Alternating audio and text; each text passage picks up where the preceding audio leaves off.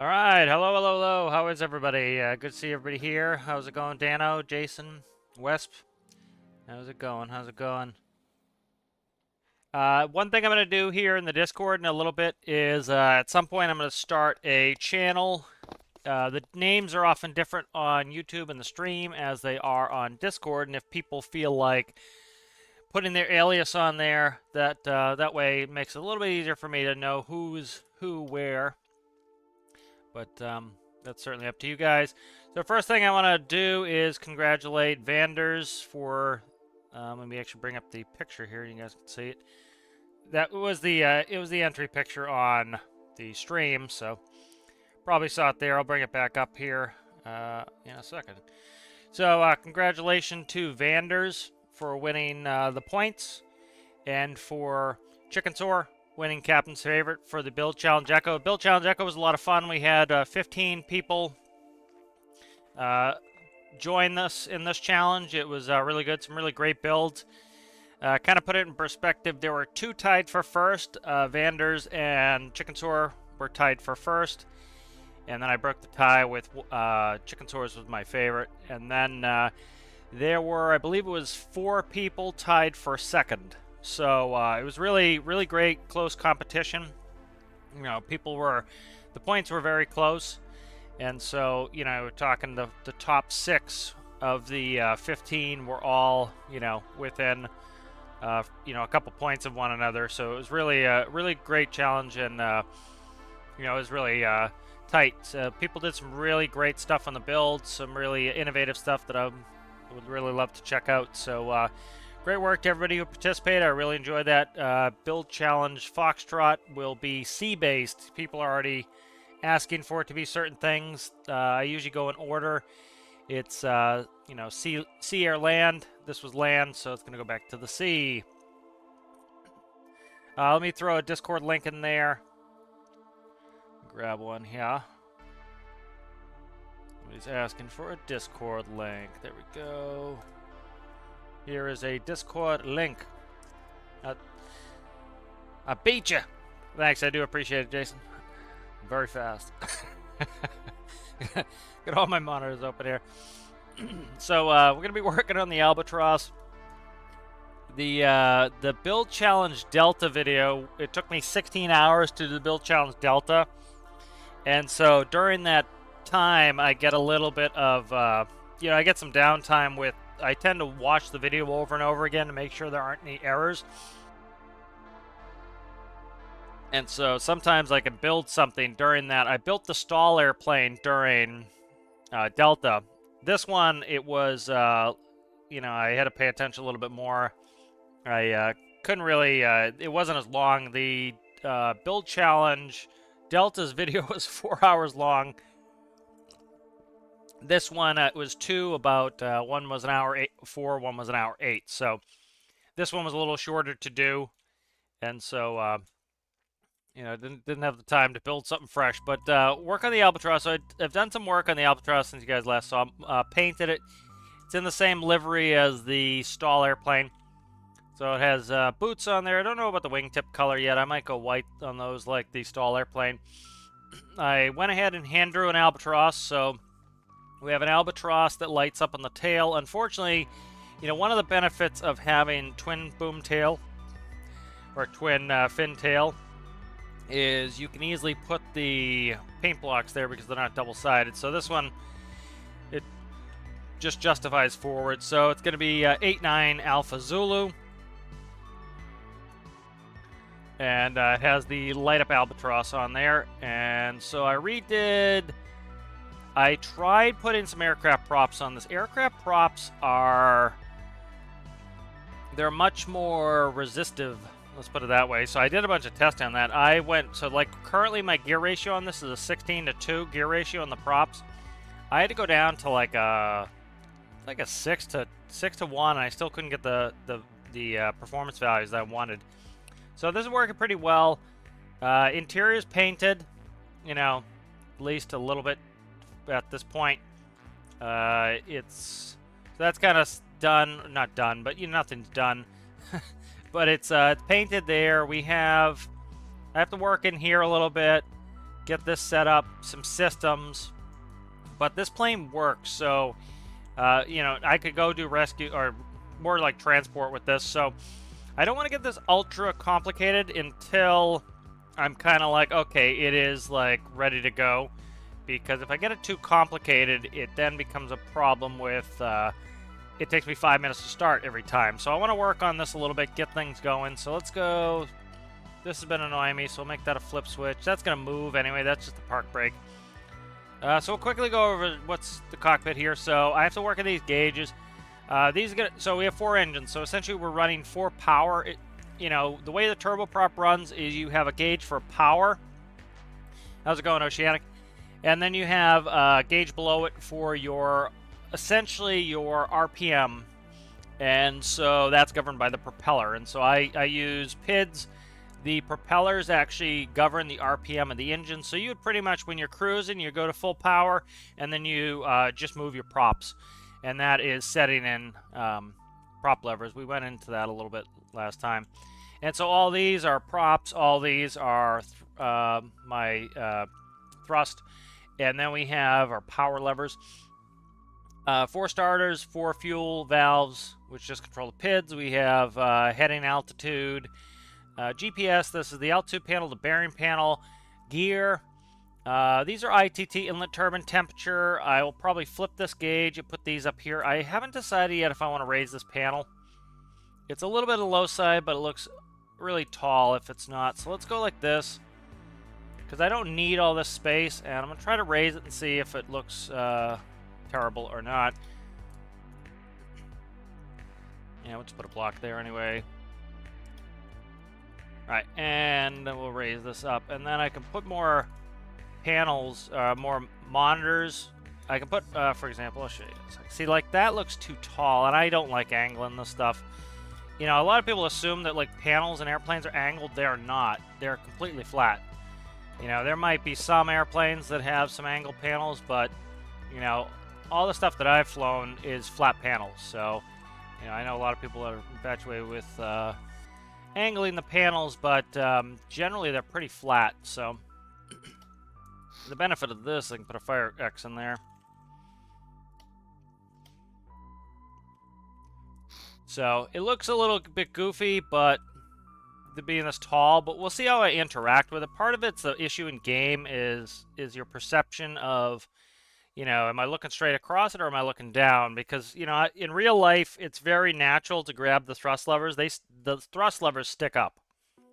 And all your buttons on your center panel are, comfortable for each seat to reach. So we'll have to see how it feels to me. But that just feels like bulbous sticking up like that.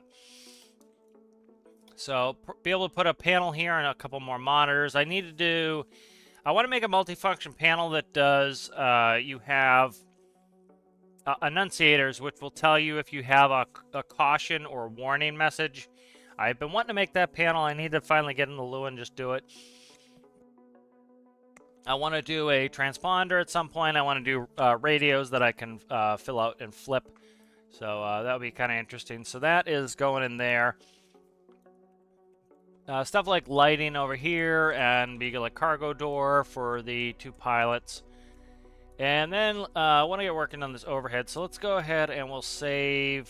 Again, I'm trying not to get this where it's crazy, where it takes me like 10 minutes to start up. So I think Night Owl, let's look at that panel. That's one of the most recent panels.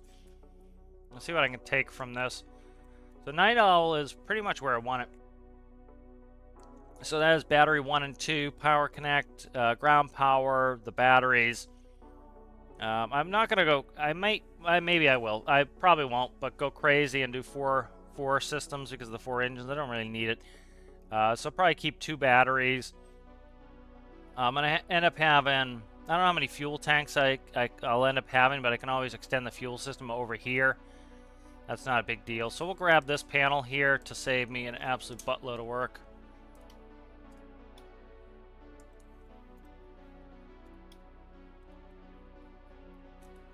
So I'm looking forward to the Big Man Challenge. That's, I think, August 10th, August 11th, I believe, is the due date on that. So I'm, my car is doing pretty well for that so far. It's where I want it to be. So there we go. So that saves me a ton of work. So this is going to be batteries, powers. Okay, good. So let's go ahead and save that. I could have brought them across at the same time. Let's go Night Owl again. This is one of the nice things when you start getting some builds going, is you can just kind of, you know, use the same panels. Let's find electrical panel. I try to like break it down into the individual systems, like electrical systems, stuff like that, because it really makes it easier to move things. Here's electrical fuel right there, so this goes. And, you know, it's going to have to be hooked up bespoke because of the nature of this craft. So trying to switch everything over to physics sensor as well, which saves me a lot of space in both panels and, you know, with sensors. I have to be clearing my throat 100 times. How's the music, guys? Let's read some chat.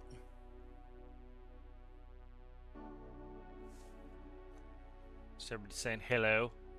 So, looks to be going pretty good. So this is a turboprop. So if you notice, it has the black on the wings. The black is simulating pneumatic boots.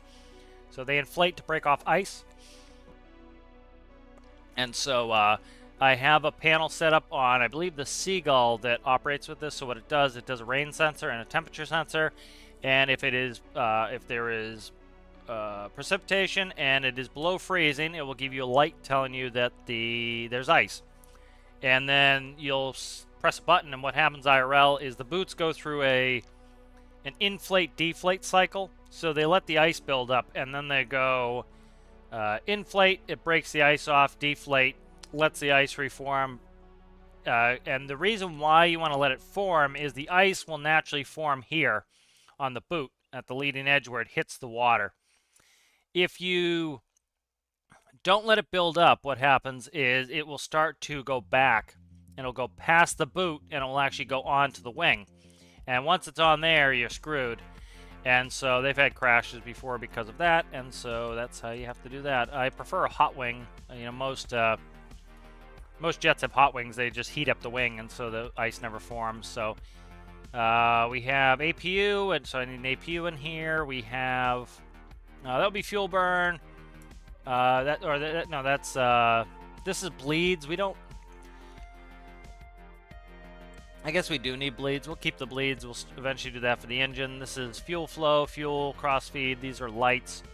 And I don't know what this is. Hydraulics. Those are hydraulics. Those aren't hooked in. And then one of these will be icing. And then so that sets that up a little bit. I don't want to get it too complicated until I'm like, this is close. So we'll take a friend with us and we'll go for a little flight here in a second. So let's see. Alright, I think let's go for a little flight here. We'll see where we're at. And we'll bring a friend. Let's see. So here is the big man. So let me save this first before I screw around it, because I did add something. We're at the point of the build, too, when it has crap all over the roof of it. So eventually be able to get those put away, but it's much easier to connect everything when it's just sitting on the roof. Need to put in the cargo door, but this is getting there.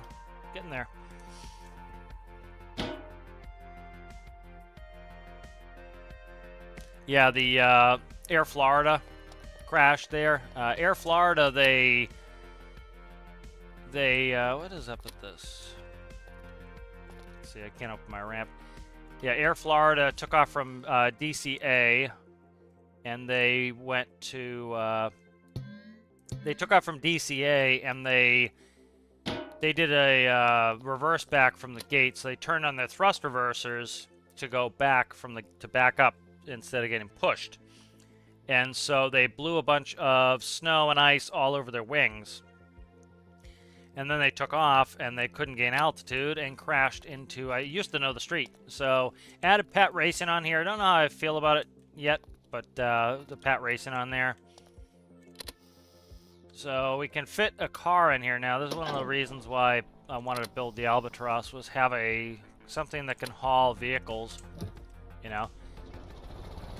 And so most of my vehicles are this width, the smaller stuff at least. And this will end up banging around in here. I don't have anywhere to tie it down. But the nice thing too is I can actually open the doors in here too. So you can see that fits that in there. We can take a friendo with us.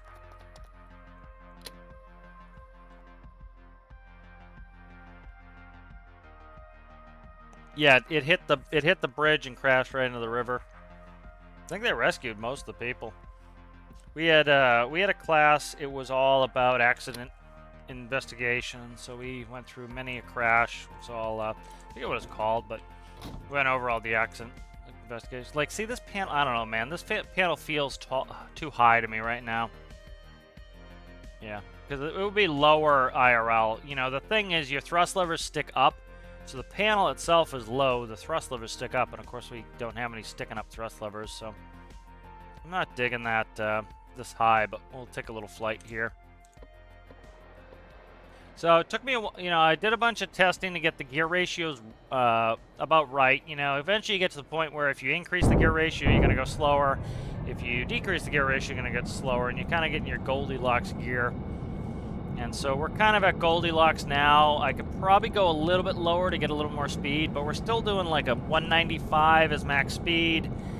The other thing too is if you don't get the Goldilocks zone on your prop pitch, you end up where what ends up happening to you is, for example, you'll go faster at max speed, but your max efficiency will be too low. And so what was happening was I could get the speed up, but I was getting to the point where at max efficiency I was only going like 110 knots. So you have to work in some trade-offs. So for example, the trade-off being that, you know, I wanted something like 195 knots max speed, but then I want 137 at max efficiency, so it's still a reasonable range. So set in the autopilot stuff. So altitude hold, heading hold, autopilot's in.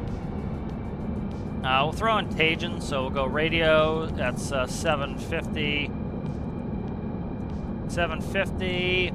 and then we want to go nav, and then I changed the hierarchy on this, so nav radio, as you can see it switches now. Alright, and we'll take a look. The engine gauges aren't really running. Yeah, a little bit of power to get up this hill. The Albatross lights up at night, and the tail numbers, that 9 is a little bit, the 9 looks a little bit thick, but it's not terrible. And so we'll go ahead and we'll do a little fly-a-roni here. So you have to kind of play with the prop pitches to get it where it's in, you know, reasonable, realistic ranges. You start to get the point where, you know, your max efficiency is too low if you try to, you know, go for the high end. So, all right, I think we're ready. So the other thing I did was we have very little prop pitch on takeoff. So I'm going to go full throttle. You'll see how we accelerate like a real airplane. We don't accelerate like Stormworks where we're just instantly in the air. Autopilot's coming on, gears going up. As you can see, we don't go very fast with this low prop setting. As soon as you get in the air, you're going to start bringing your prop back to give yourself a little bit of speed, and then you can go flaps up. All right, we're going to go ahead and we will enter. Tajin is in, so Tajin's in. Take off the heading hold, and we'll start turning. The rudder is looking pretty good. A little bit light on the rudder there, but pretty good. So we'll go to max speed for a little while. This thing is actually really fuel efficient. We get into max efficiency, and we're somewhere around, you know, it does not burn a ton of fuel. It's kind of nice. All right, so here we are. Turning, flaps are up, gear is up. And turn towards Tajin. Just gonna read some chat.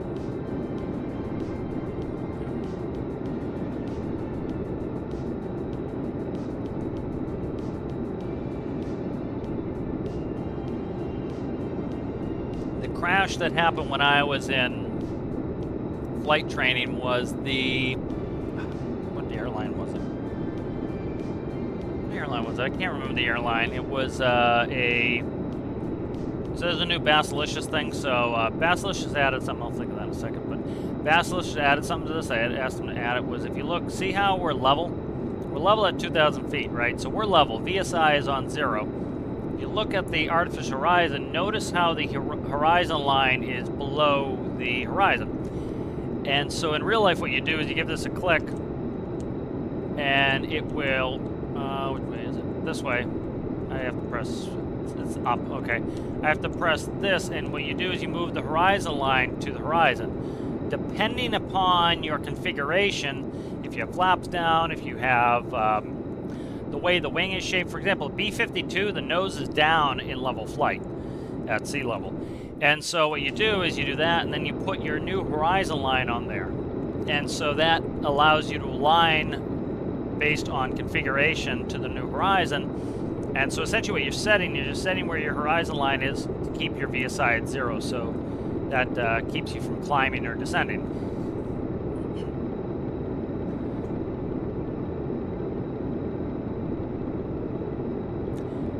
Building a small boat that I can hold fuel in. Do you have any tips for that? Make sure you put the fuel at the center of gravity. As it burns fuel, or as you unload it or load it, tankers, it's very important to put the fuel at the center of gravity. And so as you're adding the fuel in, it will sink straight down. It won't go bow or stern. I see a lot of people do this where they put their fuel tanks in the bow, and they take off with full fuel, and everything is honky-dory. And then as they burn fuel, well, the bow becomes lighter and starts lifting up. Or vice versa, they put it in stern, and now their bow's sinking in. So you want to put it right at the center of gravity. You know, a little bit wider is better. It depends if it's a small boat or if it's a, you know, if it's a ship. If it's a ship, you're going to want to do water ballast. So, for example, my tankers, you know, in-game, the jet fuel diesel weighs the same as the same density as the water. Of course, in real life, you know, the water's more dense. And so what I tend to do in my tankers is you have water ballast, so big tanks full of water, and automatically as it fills in the fuel, the water is ejected, and that keeps you, because you always want to have your PIMS oil line on the water, because then it becomes too top heavy and it will roll over. But, let's go check on our car. So we took off, I think we have like 16,000 liters, something to start with, a little bit less than that maybe. So, car is back there. You know, I am going to put down a attachment system in there, but just have yet to do it. But that was one of the big things I wanted to do in this plane, was have the ability to carry some vehicles. So I'm just playing with the prop here. I've been screwing around with the gear ratios. I'm trying to get the gear ratios set up right where I want them. But you know, one of the benefits of the game having short distances is you don't really need to go all that fast to be able to, you know, like we're going 192 knots. That's pretty fast. It's not screaming. But if you look, you know, we'll be in the Arctic in 12 minutes. So it's not, you don't really need to go ultra fast, like, you know, a lot of people want to go like Mach 1 and stuff like that, and it's fun, and I have some planes that go around Mach 1, but it's like, in-game, it's not all that practical, because you're going to have to slow down, you're going to have to get an approach, you know, like a real approach, say we're doing an approach into Harrison, usually on a 10-mile final, that would be like out to here. So you're on a straight line into Harrison from here into there. That's about a 10-mile final. And so that would be a normal approach into an airport like that for a jet, or for a turboprop, you might be able to pull a 5, but jet, you're at like a 10-mile final coming in like this. You know, and so you think of those distances, like just to approach into Ender here, you'd be out to like there. You know, you'd almost be up to this island to come in. So like if you're taking off from here, you pretty much have to cut around and get right on approach. You know, so it's, you don't really need insanity speed. Like, I would love it if they made this map bigger and had like 300 nautical mile distances, but, you know, I may be in the minority in that, you know, a lot of people aren't going to dig that. Again, you know, a lot of things, if it's an option, that's awesome. You know, I would love to see in the next game the ability to move things wherever you want on the map. I'll go ahead and read the chat.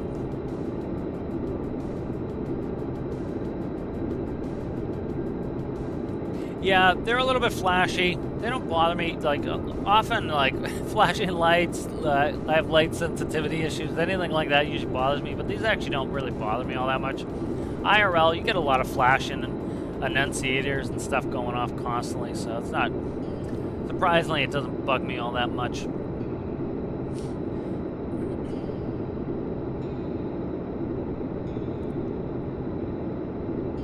Yeah, luckily that car doesn't weigh anything. I think that car is sub 1,000, so, you know, IRL it would be more of a pain, you know, but it's pretty light, you know, and this is reasonably heavy. We still have 14,000 liters of fuel on there, and so we're talking a kilogram a liter, so we're talking 14,000 kilograms of fuel sitting right in the bottom, and so that helps. The airplane itself is reasonably heavy, so, you know, you wouldn't want it in the back there. They've had a bunch of cargo planes. Cargo planes are dangerous because if the cargo lets loose and you're reasonably empty, it will slide to the rear, and especially on takeoff. And so they had a UPS 747 pancake into the runway doing that, where the cargo slid aft, and then once the cargo's in the tail, you don't have enough lift off your elevators to pick the tail back up, and you'll stall and pancake. So I think the paint came out pretty good. I flipped the tail upside down. I think that came out pretty good there. I had to put this little protuberance on there for the nav light. It gives it a little bit more of a shape to it. I don't know if I like it yet or not, but that's on there. I like the tail shape in general, looks pretty good. Not really digging the darker on the wingtips. I might go lighter on the wingtips. I haven't hooked up the lights yet, but I might go down to I think I'm at a 16:2 on gear ratio now. I might go to 15:1 gear ratio on these props. I haven't decided yet, but nice thing is it's a quick retrofit, so it's not something that needs to be done super fast. This panel is definitely going back down. I don't like it double thick, just want a single. Let's see what else we got in here. So I'm trying to think what else I need to put in here. So park brake really shouldn't be next to flap, it should be here, so that will move back here. Don't need air brakes and spoilers because, you know, in a jet you're pretty slippery and your engine's not really causing all that much drag. In a turboprop, you can pretty much, if you bring your props back there and you bring your power back, the props are like enormous air brakes, and so you really don't need spoilers in you know, in turboprop. So we don't need spoilers. We're not going to go into spoilers. So put parking brake there. I'm trying to think of what else I'll put back here. These are a little bit of a mystery to me. One of these is going to be, like I said, or de-icing system. Hydraulics are there. And then I'll put my lighting panel over here probably. That's going to get a ramp panel for the FO Loadmaster to run the rear ramp. These are going to be kit bag slots, so there'll be a empty one of these, and that will be where you put your bag. And behind us here, we have a good bit of space back here. There'll be some seats back here, and then the doors will probably go 2 symmetrical doors on either side here. So that will kind of flesh that out to get us into that. ETT, or ITT. ITT is inlet turbine temperature. I think it's ETT in turboprops. I have to double check. So one thing I can do is if I move this panel back down, I get some more slots, and what I'll end up doing is I will put in 4... I don't know if I want to do it or not. I was going to say I could do 4 betas for reverses, so we get beta reverse lights. I don't know if I need 4 of them, but if I have too much space, I can do that, because that's going to also give me, I'm going to have space for more monitors here. So let's read some chat.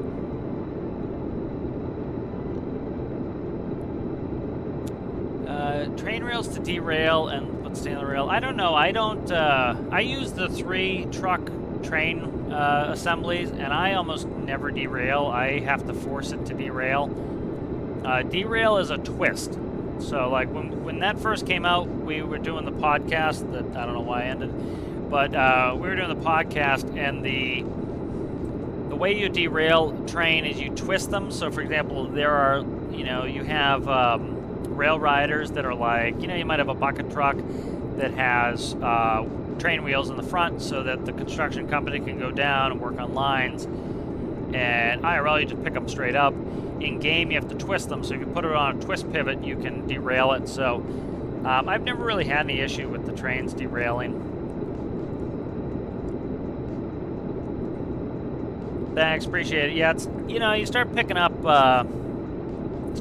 like some of the shapes, how to get them right. Like this, I wanted this to look a little bit more like the stall plane. It looks more like the big VTOL jet, which I'm not upset with it. I like a little bit more C-130 nose on it, but this is more modern, so I kind of like it. It's looking a little more modern. It does have that big Hershey bar wing, which a turboprop, you'd want a big Hershey bar. Yeah, I think the shapes came out nice. I appreciate that. Tails, I've been having a lot of problem with tails, and I finally think I kind of have it down, because if you look here, you have to go up, and then you can't really mate with these down surfaces. So now I'm starting to like go up on the tail, and I think that came out well, but that took a little bit of effort, because you want to get that tail up so you can maintain the ramp height, or else you're squishing it. But I think that came out pretty good, though. Albatross, I think, came out pretty good. My hand-drawn Albatross. So yeah, I think that looks pretty good. So I like to name them all after animals. Kind of fun. Where the hell are we? Of course, we're going straight to Tage, and the bearing system's taking us right there. So this is the new bearing system. Instead of it reading the radios, I put in the GPS coordinates. So they're in there, and when you put in the appropriate radio frequency, all it's doing is it's flipping a numerical switch box, and it's giving you that GPS coordinates. So they're just stored in there.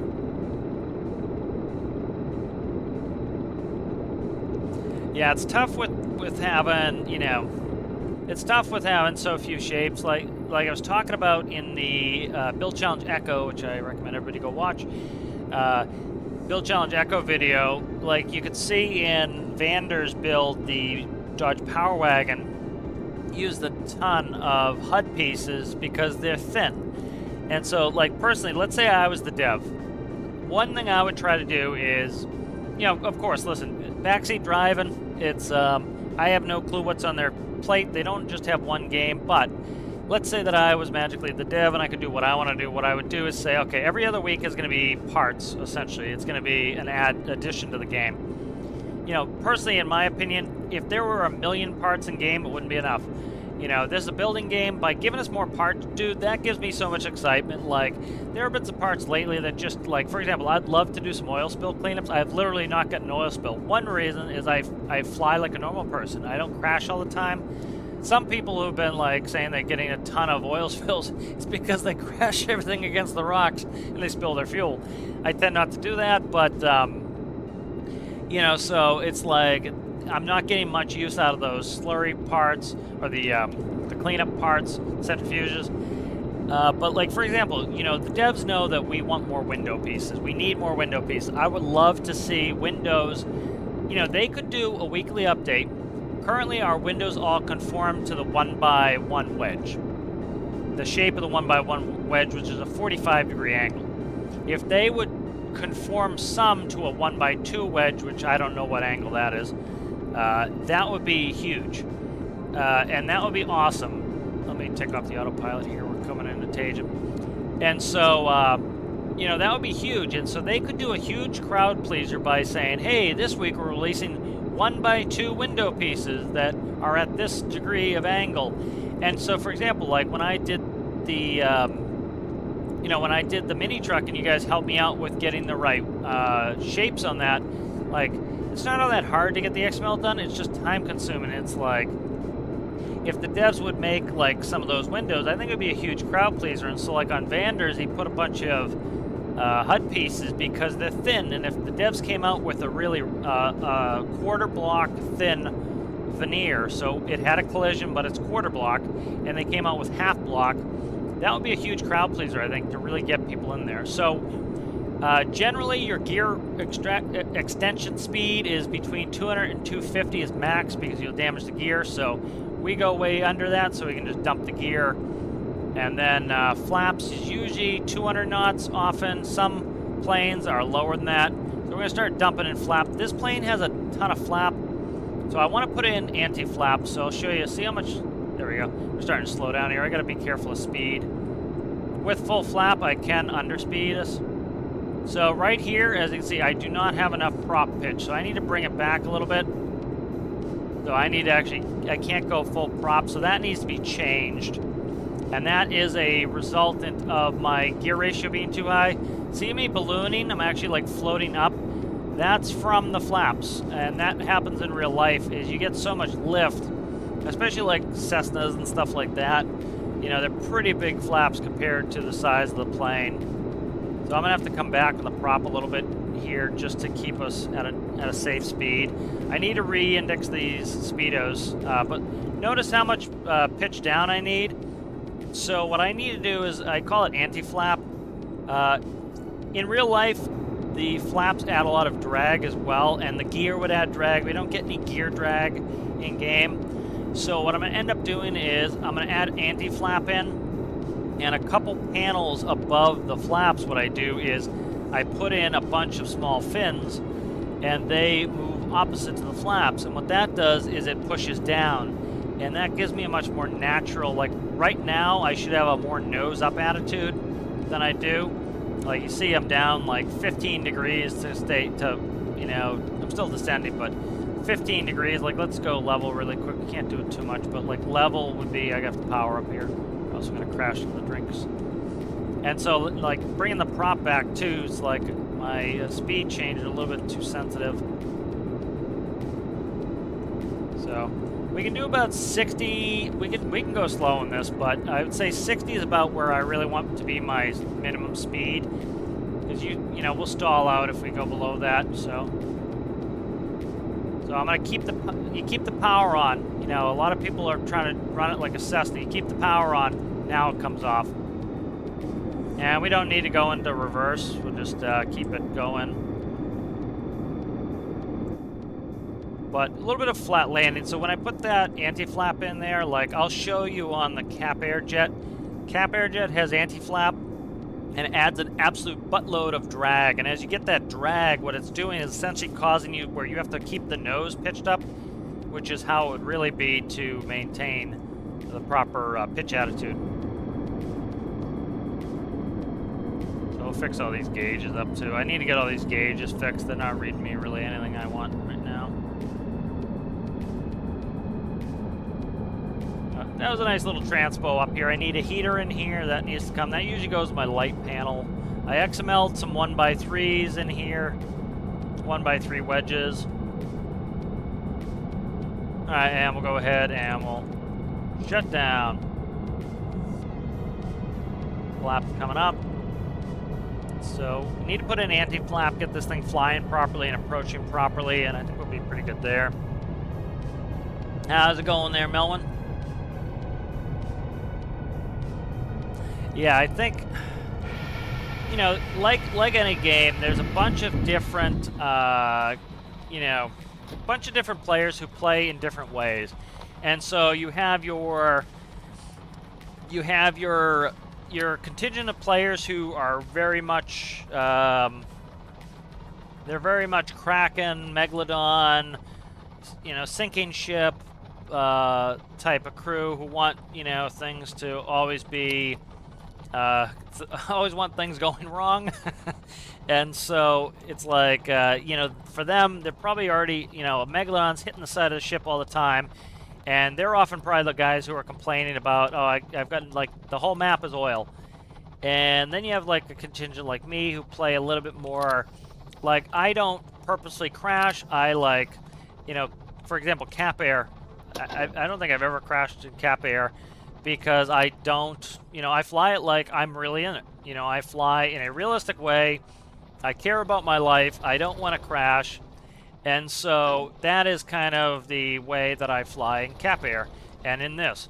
If I die in a career game, which I think I've only died like twice and it was glitches, if I die in a career game, I roll back the save. I don't, whatever I did that episode's gone, and I could do hard death, but I'm not starting all over again, and so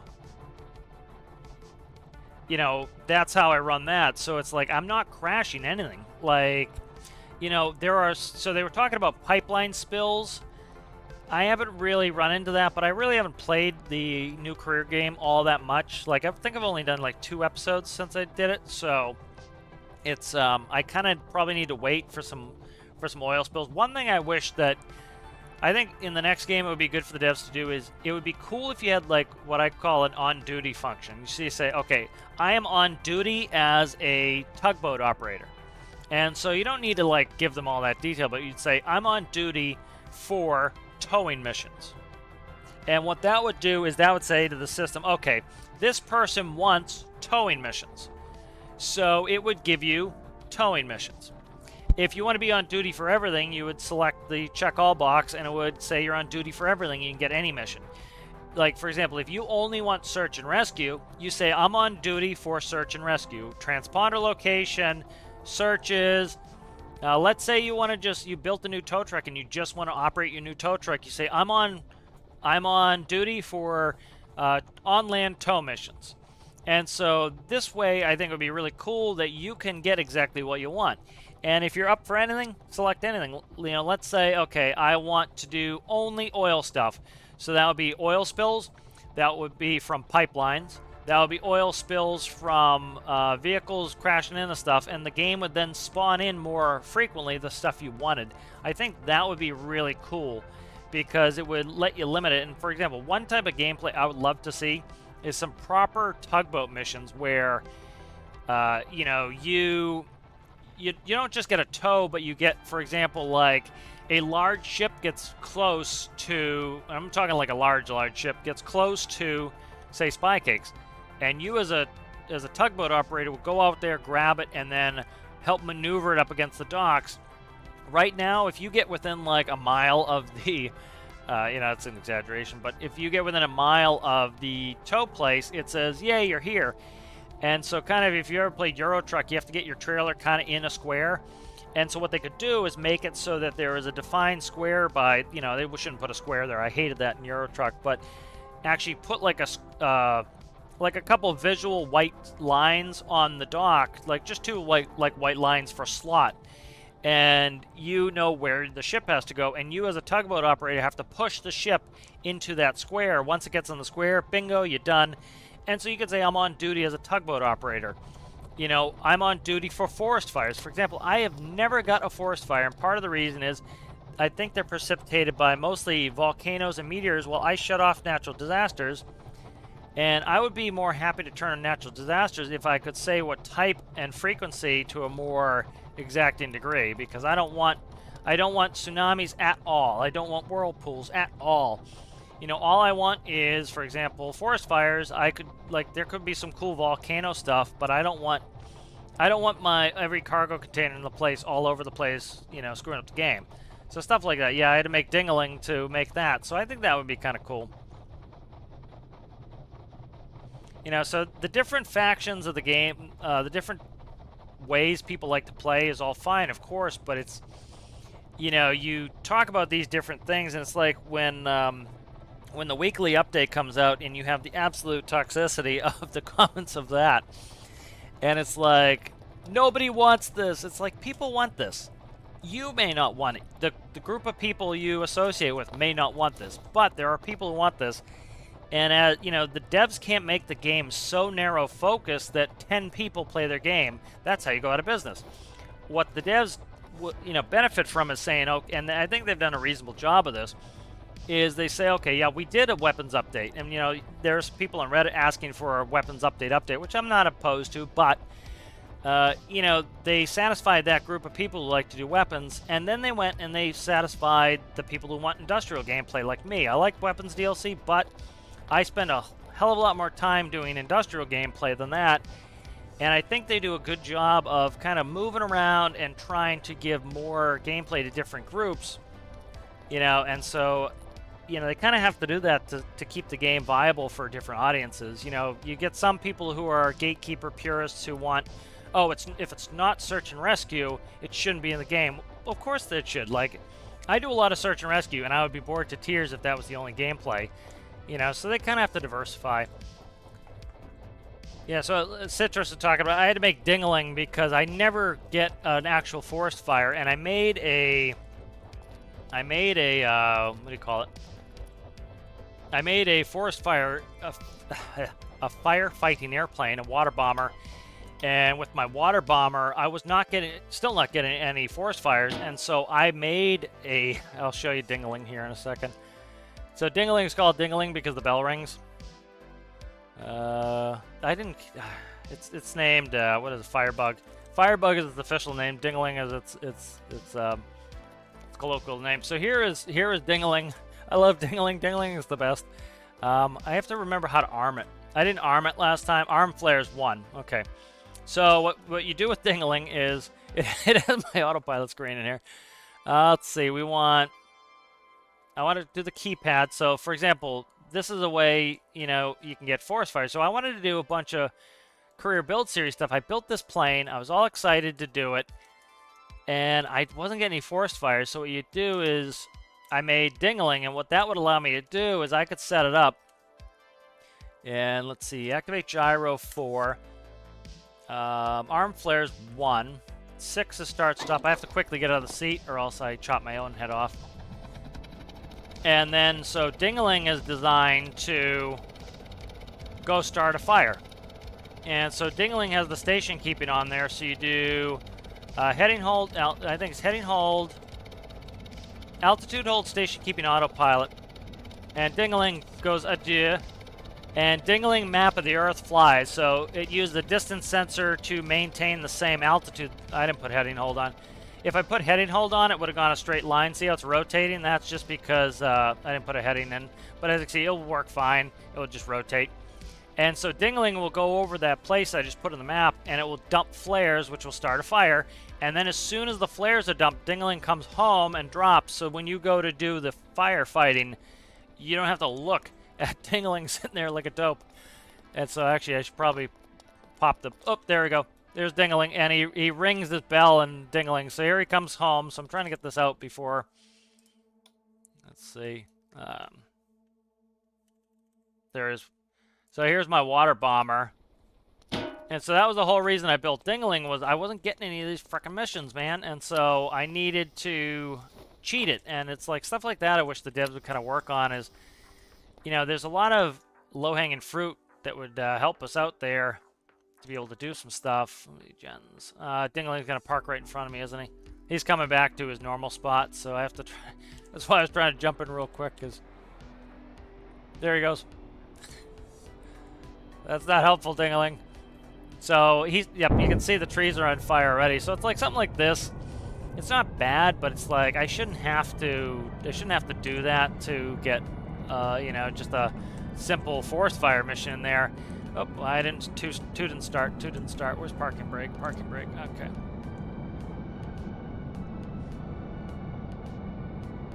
Might have to get rid of the Dingling sitting right in the way. You know, so the whole point of Dingling was just to try to overcome that issue with, you know, and I think there's certainly a contingent of people, like I've noticed there are people who review builds who never, oh my god, I'm gonna get stuck here and not be able to get out. Yeah, I'm stuck. See this lip on the door lip? Yeah. Anyway, we're not gonna bother. But, you know, there are certain people who, like, for example, never do any career game, and so, yeah, it's easy to, they just want to spawn a fire and go fight it, but if you want to do a career game, it's kind of nice that they pop up naturally, like, see, there's the fire. So that's the whole purpose of Dingling, is to just start fires all day, you know, so I think if they refine some of the gameplay, there's plenty of stuff they already have, they just need to refine it, like, And I think that on-duty system would be really helpful is, you know, if you have no desire to ever put out a fire ever in your life, you're going to shut that off as, okay, I just don't want that type of mission, and that's fine. You know, and it gives us that little bit of control where it's like we can decide what we want to do today. Like, you know, I built that tow truck, and it was like all I wanted was tow mission. So it's like I have to go sleep in a bed. Okay, nope, don't want that mission. Okay, don't want that mission. Okay, don't want that mission. It's like, or I should be able to say, okay, I'm really looking for some tow missions. Let's see where we're at here. Beacons on. Wait, flaps. Flaps up here? No, that's nozzle, water dump. Water dump is, I think, on spacebar now anyway. Where the hell are my flaps? Where are my flaps? Flaps should be centrally located. Props. Flaps right there. Okay, flaps. Gonna say, where are my flaps?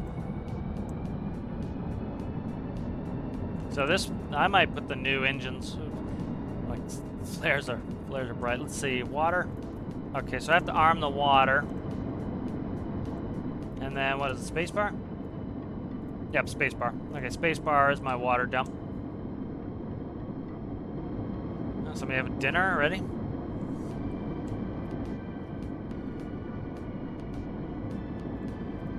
I can't get out of third person. There we go. There goes keyboard sticking. So now you can see the fire is raging. Oh my god, why am I not steering? Come on. Parking brake was on. That would be why. Ah, come on, you scum. Straighten up, fly right. There we go. Buzz rate, gears coming up. Flaps are coming up. Strobes. You know, so it's like this is some cool stuff that's in game that's pretty much for, like, for example, for me, unusable. You know, like I posted a bug report about that, and they were like, nope, works as intended. And again, you know, somebody was saying, oh, you need a volcano or a meteor to start it. Well, it's like, listen, I understand devs if that works as intended, but that's bad, you know, design. Is that I need to have this other feature on that I don't want on to have that. Let me just pick forest fire, you know? My K key on my keyboard is acting up. Come on. I have to hit it really hard to get it to go. I really don't want to get a new keyboard. I don't think they make this model anymore. Well, okay, my gear doors aren't closing. You know, so, like, water bombing, something like this is a lot of fun for me. And I would love to do this, but, you know, they kind of make it hard to do it, you know?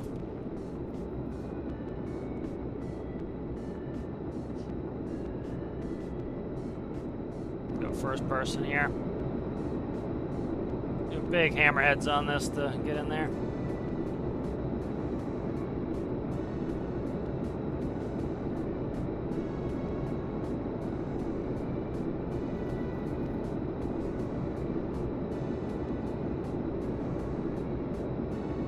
This would be like a 6G turn doing this IRL. You break the wings off in a plane like this. Doing the old 6G turn. Yeah, see, like I can't even get turned around to the fire in time. That was like a 6G turn. I gotta, you know, again, one thing a lot of people don't want to do is slow down. Like, you would not be fighting this at 190 knots. You'd be fighting this at, like, say, 120. You'd probably drop in a notch of flaps to be able to help handle that speed change. And you come up to about stall on the chandelle like this. And this, you know, as you go faster, you're just increasing the turning circle, essentially. And so you want to keep that turning circle nice and narrow by keeping your speed down. You know, that was, for example, when we'd enter a hold, we slow down at 200 knots. And there was one day there was a jet, we were going to Boston, and there's a JetBlue above us. He was going to hold 2,000 feet above us in the same pattern, and he never slowed down, and his hold was enormous because he was still up to like 250 knots trying to do this hold. And so ATC was finally like, JetBlue, are you ever going to slow down to hold speed? And he's, oh crap, we forgot. You know, but they were trying to hold at 250 knots, so it made a huge oval where our oval was, you know, where it was supposed to be. And we still do, like, each leg inbound and outbound is 10 miles. You know, so it's not like it's a small pattern as we were flying.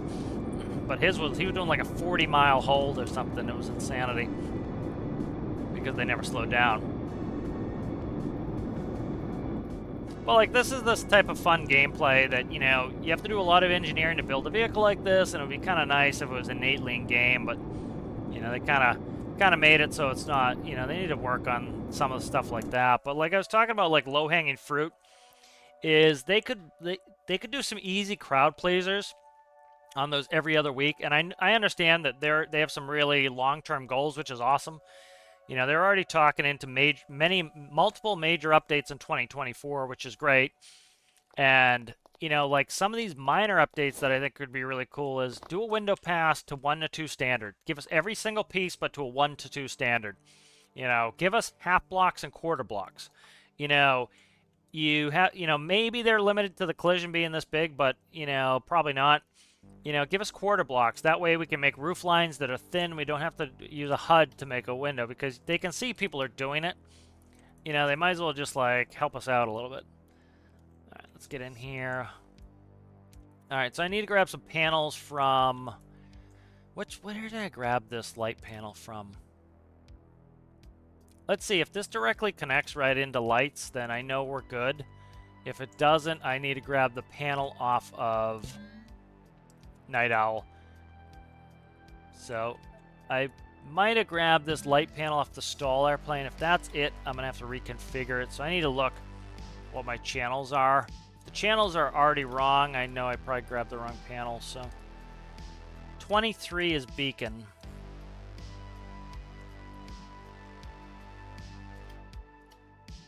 Let's see if 23 is beacon. No. Okay. So I grabbed the wrong panel. Let's grab the right panel. So let's save this and grab Night Owls. Eventually I'll get like just a whole group of panels to build a type of plane, which will help. That's kind of what I'm trying to do here, is get to that point where, you know, if I want to build a VTOL, I just have to build the shell, and I have most of the stuff. I don't like the cockpits to be all identical.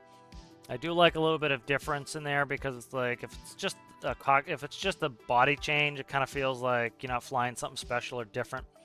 Like even flying that little turboprop for a little while, it's like, oh, I have to try to rethink where everything is and stuff like that. So that was kind of fun, you know. Where's the light panel right there? Okay, so it's up here. It's this one. Lights right here. Okay. So let's grab this. But I think the Albatross will be fun. I've been wanting to get this in Career Build Series. You know, the ability to kind of fly some land vehicles around is going to be kind of fun. You know, I can move a lot of fuel. You know, when I did that save change after the oil spills came out, you know, Clark was broken. And I needed to do a new save to do oil spills. I don't have my fuel in all the bases, and so it's starting to negatively affect me in Career Build Series. And I earned that fuel, so it should be in there, and so I kind of want to get back. All right, landing lights are there. I want to look at, so Chicken Soar 1, Captain's favorite. I really like Chicken Soar's light color, so I want to look at that.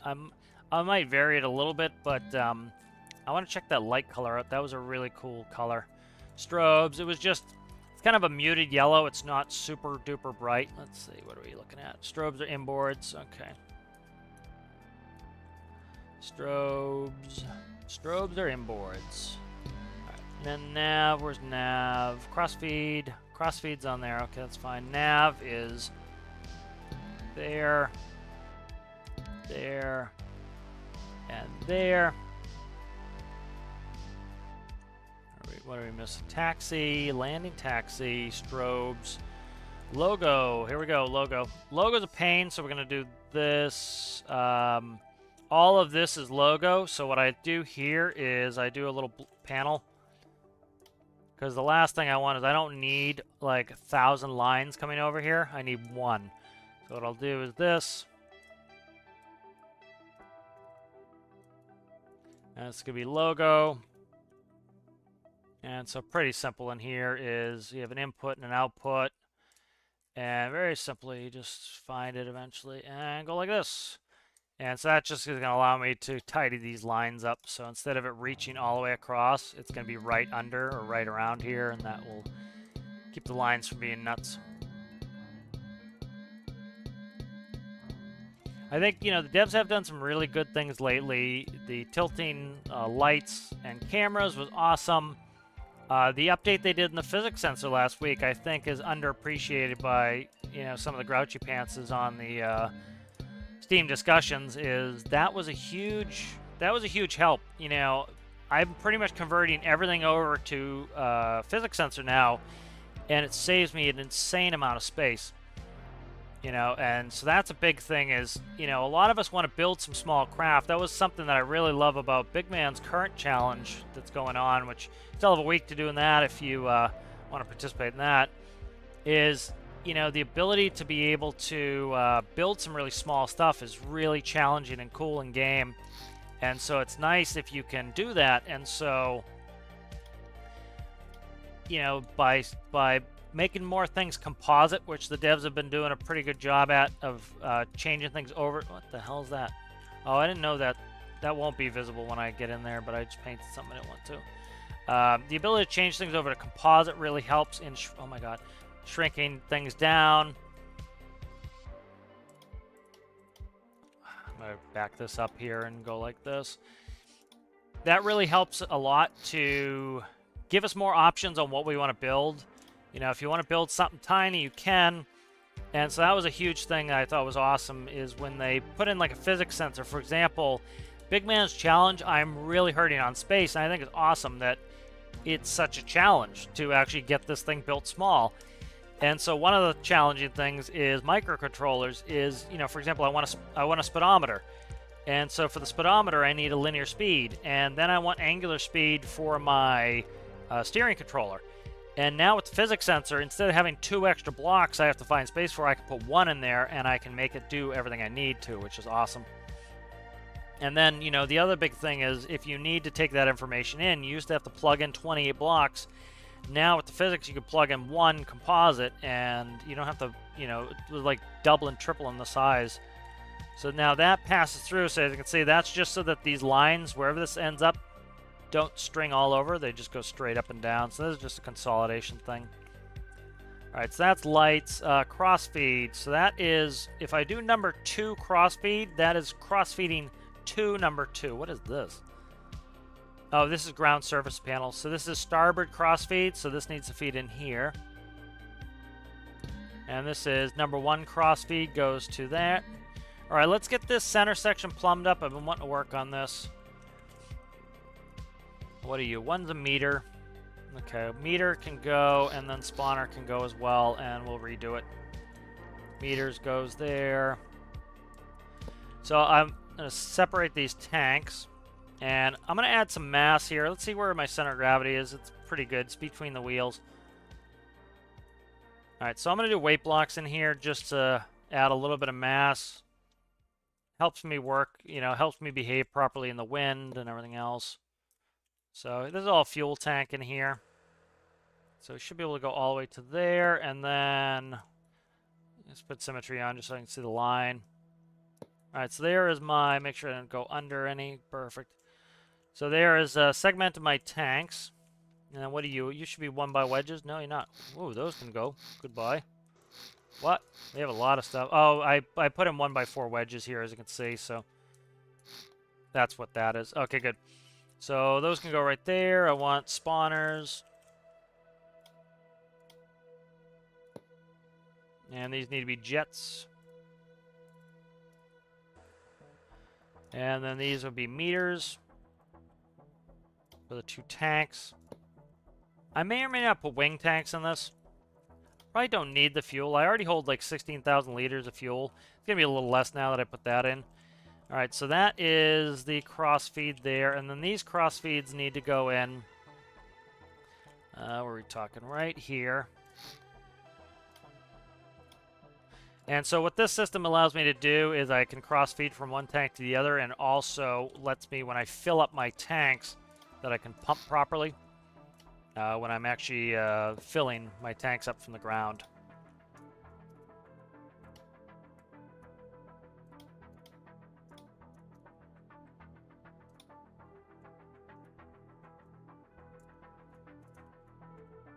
Check chat in a second. I'm just kind of into the old Zonaroni here.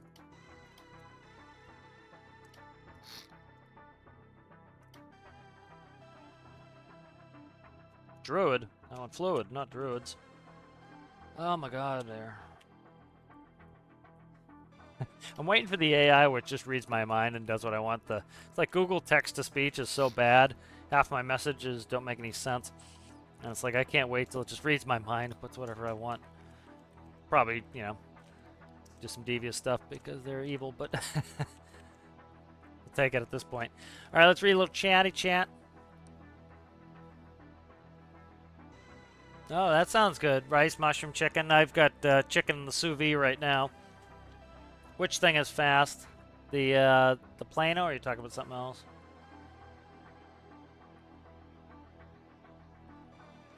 Yeah, most things in Europe aren't as greasy as in the US. See you later, Jason.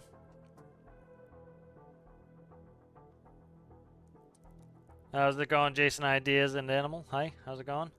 How's it going there, Jaeger? So I'm making good progress on separating these tanks. So what is this? Okay, this needs to plumb in here. For some reason this wasn't working, so I need to make sure the engines start when I do this. So something happened here. These were not plumbing right, so I need to check on them. See why these were not plumbing correctly. This is why I don't like the bucket, again, is this sort of painting stuff I don't want painted. It drives me nuts.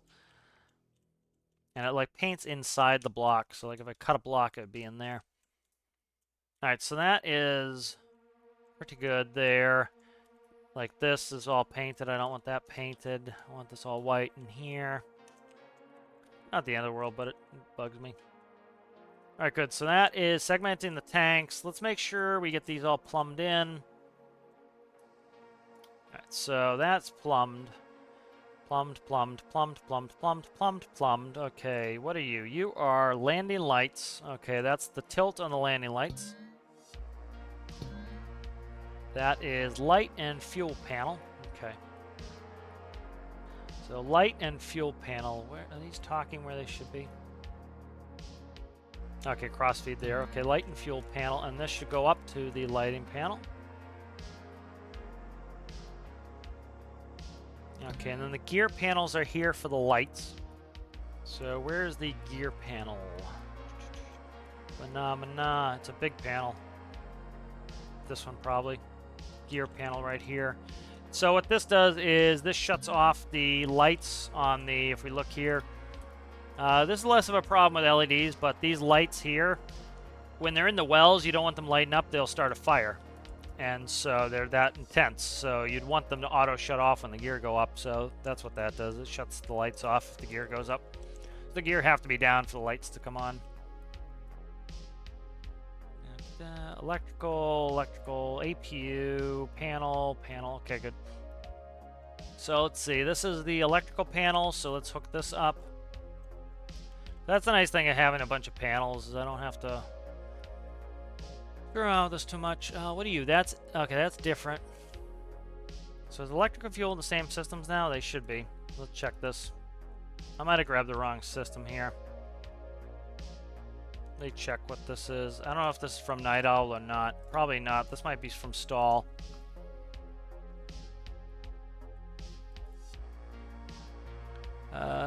Yeah, I think this one's wrong. Let me see, what's this? Autopilot, flap spoiler brake, electrical fuel. Electrical fuel, that's probably the right panel. APU panel.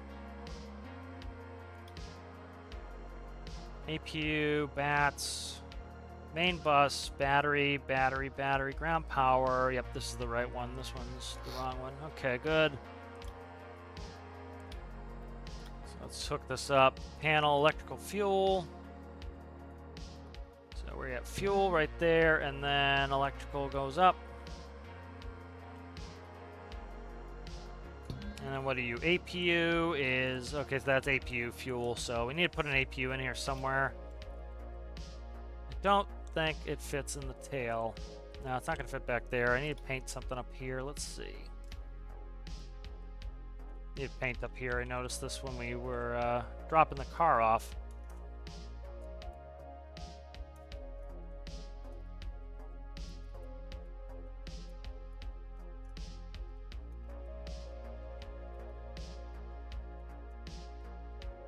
connected, so that should be painted up. Let's double check.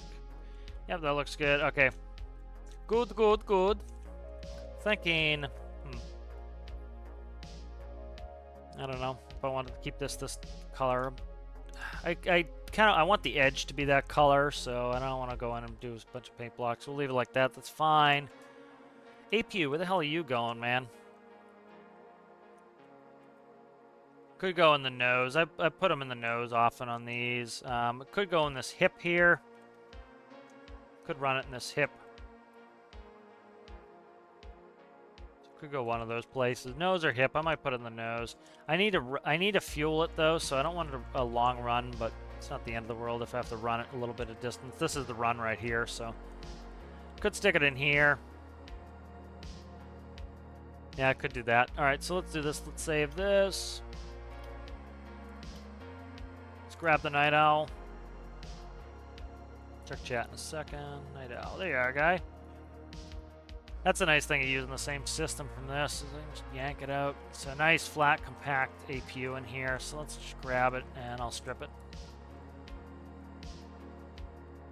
Let's grab you, and we'll just grab everything that's in here, and I'll segregate the APU out.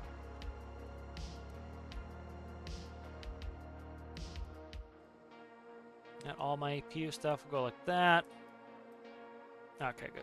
Let's copy that. Right, and where you at there, guy? Right here. Come on, drag, sucker.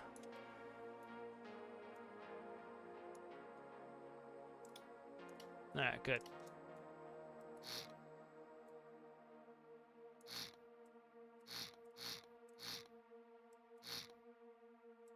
A reasonably compact APU here.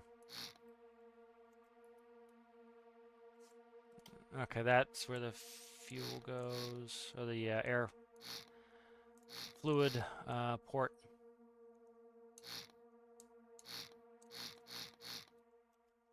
Okay.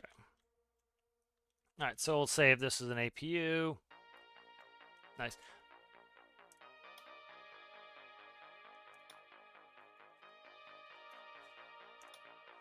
All right, so there's my APU. And we'll load that back in. And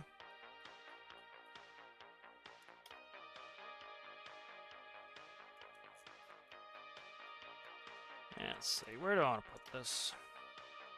Might do the long run and stick in the nose. I think I'll do that.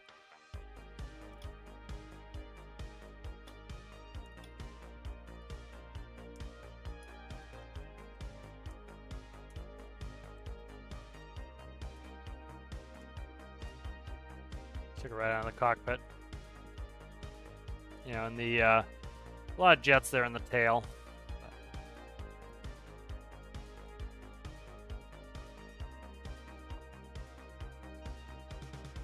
No, I was kind of thinking of the hip too. Let's pull it out here. Let's see what I can cut and trim, and then reapply here.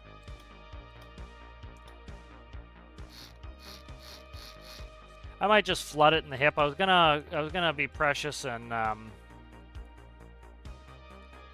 could see at some point I could put this on a pivot and raise this up to access the APU, which would be kind of a cool feature. But for now, I'm just gonna stick in this hip, I think, and it will be flooded by all of the juice that's in there.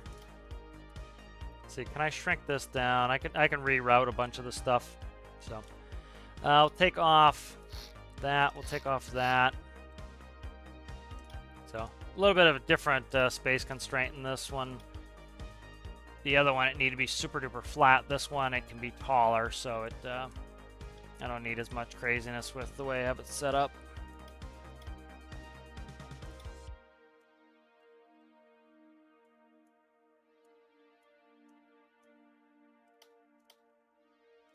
So try to not do like unrealistic stuff, like just stick it in the fuel tank, but whatever.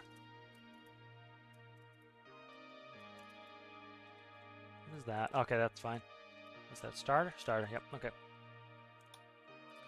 Let's see, where are you gonna go in here, guy? You right in that hip.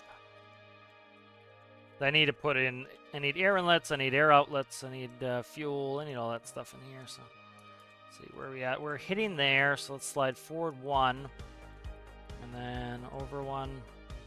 Okay, so we just need to move this 1 block there. Okay.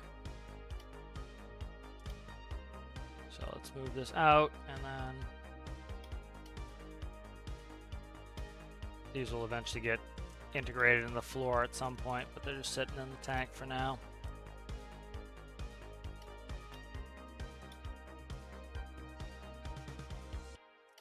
Ah, get out of there. What did I even click and do? There we go. Cut you. Got all the parts? I do. Look at that. Lucky. Lucky, lucky, lucky.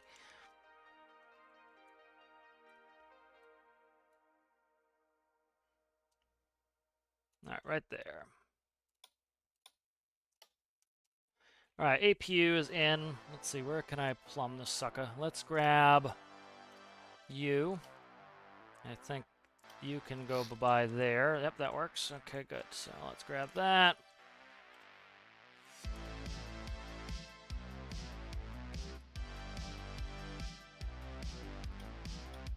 And then right here for exhaust. I need a cat in there, so we'll go... I don't want smoke, so we'll go there.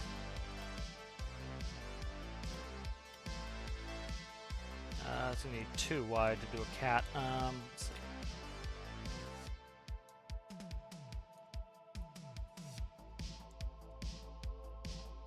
Where are we at here? Yeah, it's gonna be wider than that for a cat. Let's go.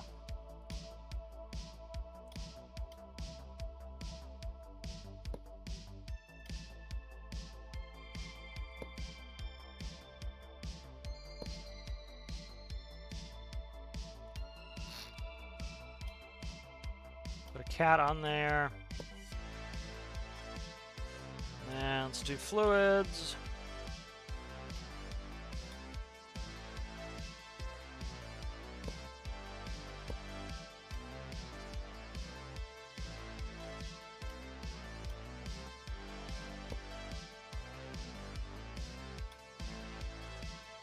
Alright, nice. That's in there, and then I need to run. So this is going to be where the diesel runs. What are you? You are half blocks. Okay.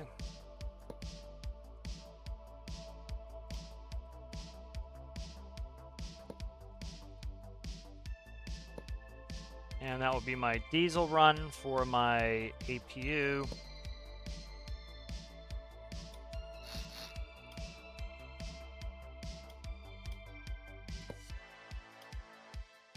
There we go. Alright, so there's my diesel for my APU. And we're all plumbed in there, I think. So that's good. Let's hook it up. Check some chat. Hey, how's it going there, Daniel? I'm just working on the old Albatross here. Making good progress getting this sucker done. There's APU. GPU. I need to start putting those in there. Let's start doing that. Relay.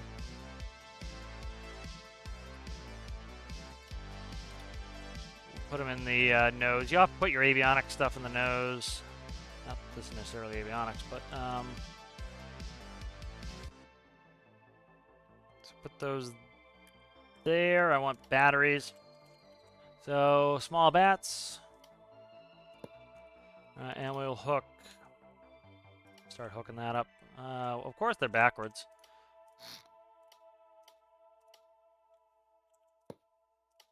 There we go.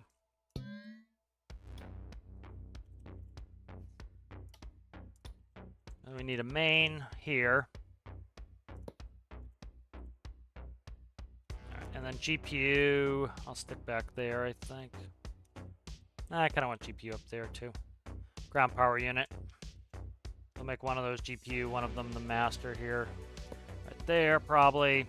I'll do it right here. I'll do it above it. Use a little bit of verticality here. Bunch of stuff painted in here. I don't want painted. Gross, gross, gross, gross, gross. There we go. All right, good. Let's see. We'll put another relay here for GPU and master. Master will probably go here just so it's closer. All right, and that's good. So let's start hooking those up. you at there, guy? Let's see. Number 1 battery is right there. Number 2 battery is right, huh? Ground power. We'll do ground power as the low one. And then master is going to be the upper. Oh, where are we at here? Main bus. Be right there. Make sure I connected the right one. Yup. Start. That's got to be for APU.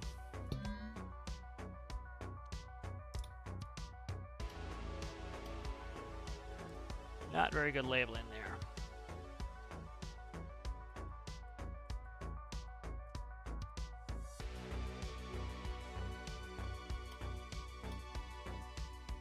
Number 1 battery. Number 2 battery. APU RPS. Number 1 gen. I don't have any. Do it. Okay, it's crap. We're gonna have 4 engines. I really want to segregate out 4 systems now. I'll see if I can do it.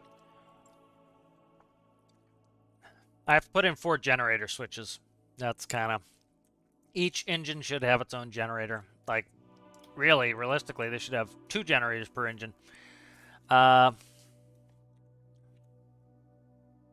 is that? Fuel flow? That's fuel flow.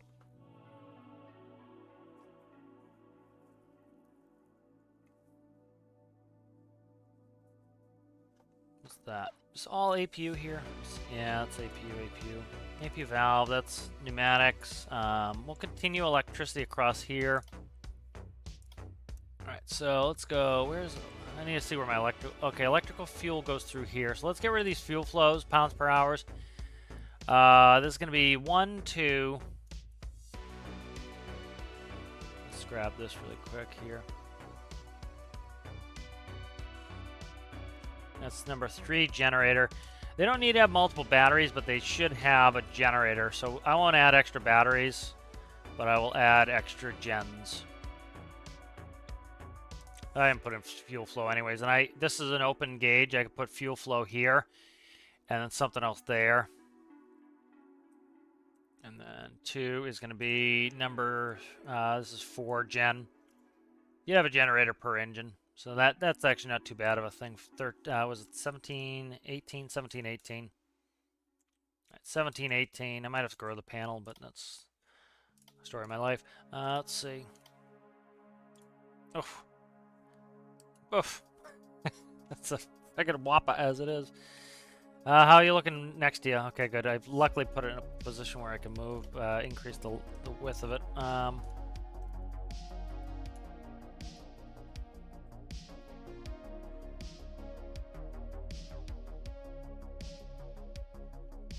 Let's see, number 3 gen.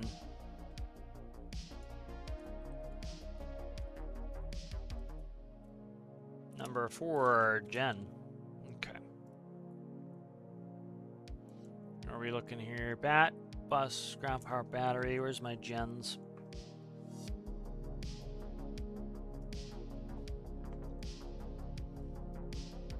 APU start. Where the hell are my generators here?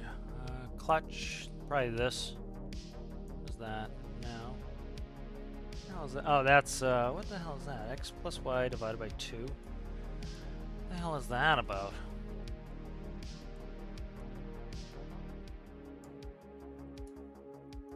Why am I doing that? What the hell is that? Oh, it's a split for the. It's to keep the batteries reading correctly. I'm trying to think what the hell this system's doing here.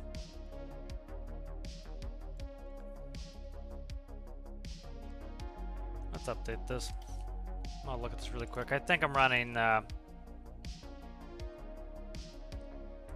Okay, I know what I'm doing now. All right, I'm running the directly to the clutches. So number 2 gen. So it's clutches here. If we look here, we have a clutch goes to the generator, and that is it's PID controlled to run that for us. Air. I need fuel for the APU. We have fuel, APU, where's fuel? Oh my god, can I not click on the right frickin' thing? Where is it? How am I getting my fuel for the APU? Oh, I put in a splitter in there. Okay, that's fine, I'll fix it now. I had to go to a separate panel on that because I ran out of space, and now I can fix it on this one. APU air. Alright, so that's going to be APU fuel. Just out of chat a little bit. I'm kind of on a roll. Alright, APU fuel. Where are you at, fuel? APU air right there. Okay, where's full. And I'm just doing simple here. I'm just doing 50%.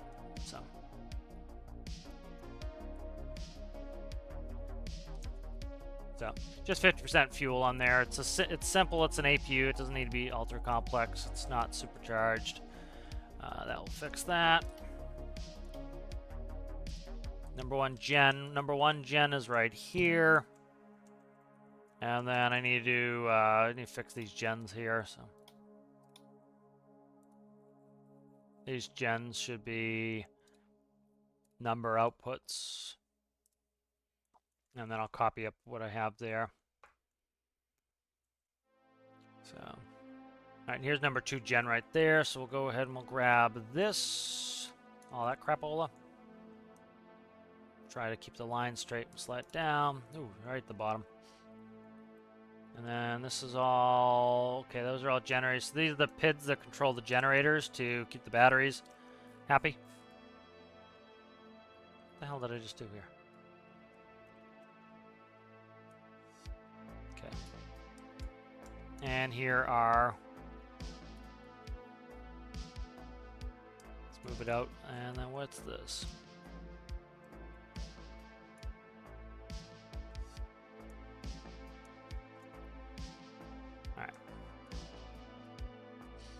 Alright, so here are the extra, here are the new generators there. So we'll have a generator per turbine.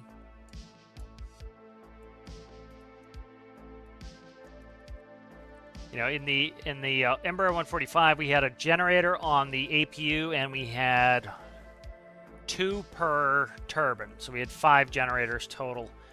You know, that's all for safety, so you don't end up, you know, running out of juicy juice.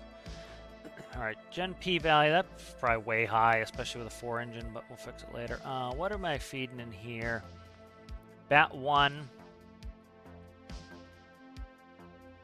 Okay, Bat 1, where the hell's Bat 2? Bat 2. Okay. I think the best way to do this.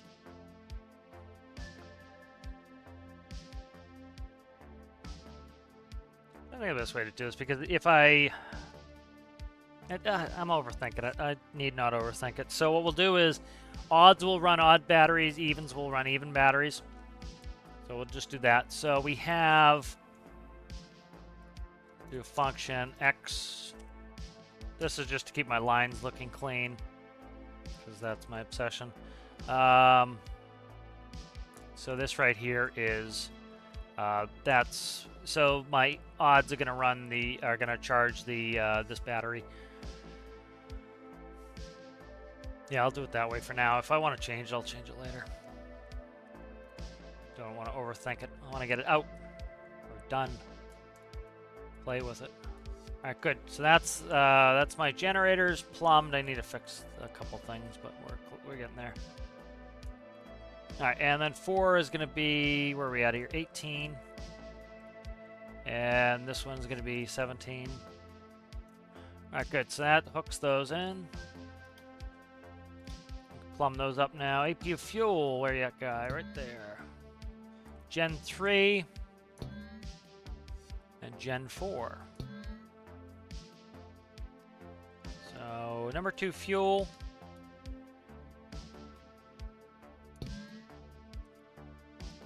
And here's my fuel. APU diesel comes right from this tank. Now that it's bigger, I could put more diesel in there, but I ran, if you guys watched the last Career Build Series episode, I ran Night Owl, and I ran it for quite a while doing a mission, and I left the APU on the entire time, and I did not burn through 1 tank of fuel the entire time. You know, it's a 2-cylinder, it runs, it was actually revved up pretty reasonably. I don't know what, let's see what it goes to. But it took a long time because it doesn't have that much load. You know, that's part of fuel burning game is load. If you don't have that much load, it actually doesn't burn that much. So, for example, let's find it's down here. It's all this. It runs to, where we go there? Max, so APU RPS is set to 20. So it was running at 20 the entire time and never went over. It does not have any cooling as well. No cooling. What it does is if it overheats, it shuts off.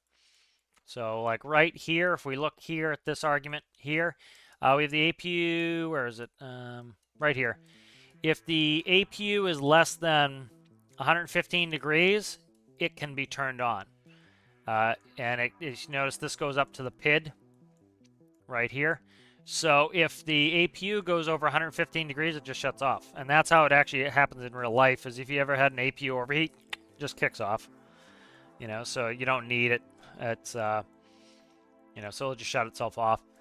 And so that's another safety feature, just shuts itself off. You don't have to worry about cooling it. And like I said, I ran the whole episode with the APU on because I forgot to shut it off, and it had no issue. All right, let me check everything here.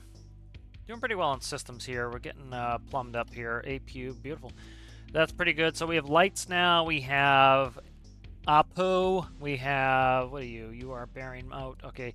Bearing micro is now nice and thin and trim because able to get rid of a ton of stuff because of the physics block. So the new physics block is running a ton of bearing stuff. So I was talking about the bearing panel. So the old system was more realistic, but the game didn't like it. You would have physicalized stations out in the world, and you would do it as an add-on. And so it was a shack, and it had a GPS in it, and it would report its position. Of course, the shack's stationary, so it reports the same GPS position. And the benefit of that is, let's say on my airplane I had a huge antenna. Huge antenna has a 20-kilometer range. A huge antenna on the ground has a 20-kilometer range. So when you get within 40 kilometers, they would read each other. If you're outside of 40 kilometers, they would not read each other. That's how it happens in real life. You have to be a certain distance from a certain type of station to be able to actually get it. It's like when you get far enough away from a radio station, it starts getting staticky. Same thing happens IRL. And so I like that. And the other thing I liked about it was it didn't matter what seed you had, the ADFs were attached to the different islands, so when the island moved with a different seed, it automatically would work.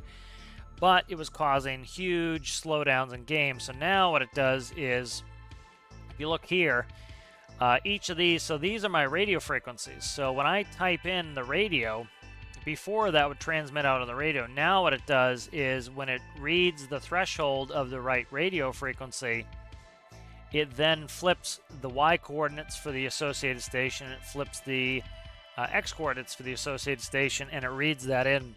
So they're just stored, which is what it is. But, you know, ADF is super old at this point. This is more modern, but I kind of like that. I think we're looking pretty good. Let's see, we have most of those. Let's quickly look. What's this crap down here? Transponder locator. Okay, that will go in. Let's go ahead and do that. Ground service panel. So ground service panel is where you go and you refuel from. You get ground power. So let's check all the nodes on this. So that is star feed. So the way this works is when we're in our cockpit, we have two tanks, right? We have these two belly tanks. We have port and starboard, number 1 and number 2. Oh my God, I had symmetry on. Let's get rid of that really quick. Didn't actually make a ton of stuff. It just did that. So see, like this stuff all got duplicated. Let me fix that really quick. It's not the end of the world. That was just from the APU. So you have these two tanks, so you have to cross-feed. So sometimes you'll get one tank burning more than the other. As you bank more, the low-gravity tank will, the engines will suck from that more because the pressure is higher. And so, you know, you'll get an imbalance sometimes in flight. So these here just will take fuel from this side and push it on this side, or this side and push it on that side. So that's your cross-feed. And so when you fuel this thing, the fuel comes right in here. So it just comes shooting straight in. And that it will fill the tanks unevenly, so it'll fill the port tank. So if you want to fill the starboard tank as well, you can turn on this this motor here, and it will fill it. So you can either do it in air, or when you're fueling, you can, as you fill this tank, you can also start filling this one, and that will do that. Then one issue we had on Night Owl, which I fixed, was the Night Owl can run on one engine, but so the #1 engine was running off the port tank, and #2 engine was running off the starboard tank. They should suck from both tanks. And so what we do here is this actually comes down, and it will draw from this tank, and it will draw from this tank. So I need to make sure this is running. This had issues last time, so need to make sure this is plumbed. So let's give it a quick spool and check, make sure the fuel system's running. That's of course important to have a running fuel system. Put some doors in the front here. All right, so this panel needs to go back down. It's too high now. It's definitely too high. All right, so we have 13,000 pounds in the port tank, and we have 14,000 pounds in the starboard tank. So not too bad, about 27,000 pounds of fuel. And we want to cross feed, so they're full right now, so we won't be able to fully cross feed, but let's check that. 1, 2. I haven't hooked up all the electricity, so it doesn't matter. Let's check all our lights while we're here. Beacon, there's beacon. Nav. So red right is wrong, so red should be on the left. Green should be on the right. And white on the tail. Okay, good. Logo should light up the old Albatross and the tail number. Albatross and tail number, very nice. Taxi is up. Let's do strobes. Strobes are on the tips. Strobing. And we're strobing. Nice. Taxi. I keep clicking the wrong one. We'll check both of them. They're landing, and there's taxi. So these on the hips, they come out and they go down. So that gives us a nice spread. So that we're coming in, we're hitting the runway. So that's nice to see. That works. Okay, good. So lights are up and running. APU. Up. APU. Good, APU's up and running. I don't have the electricity hooked up, so I can't check that. Let's see crossfeed. I should be able to move a little bit. So let's move a little bit. So 14,134. As you can see, it crossfeeds into this side. Crossfeed into that side, so we can move our fuel. Beautiful. Let's see what else we need.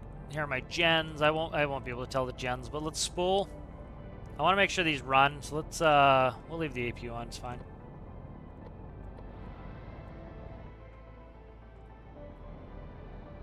So spin 1.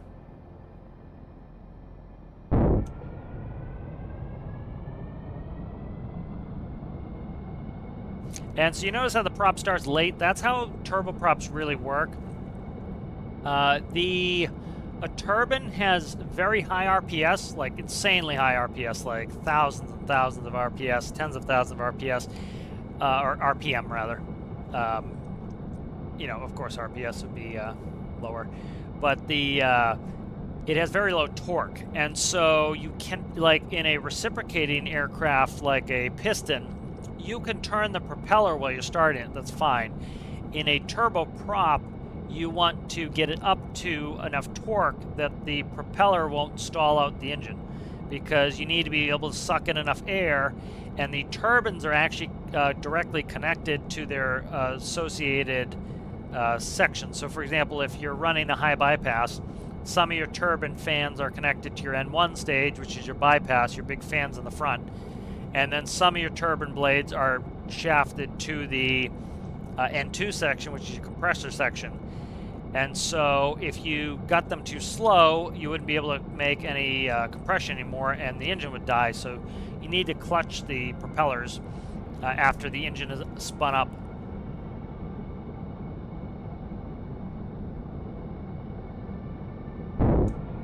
And so you'll see the turbine will spin up, and then it will start to clutch in the propeller because it has enough torque to now handle the propeller. So the fuel system seems to be working fine now.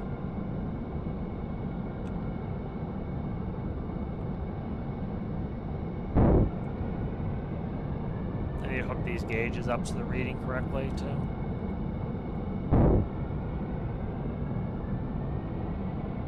Alright, so the fuel system appears to be working, seeing that all 4 engines are not dead. Let's double check, make sure we don't have infant fuel on. We do not.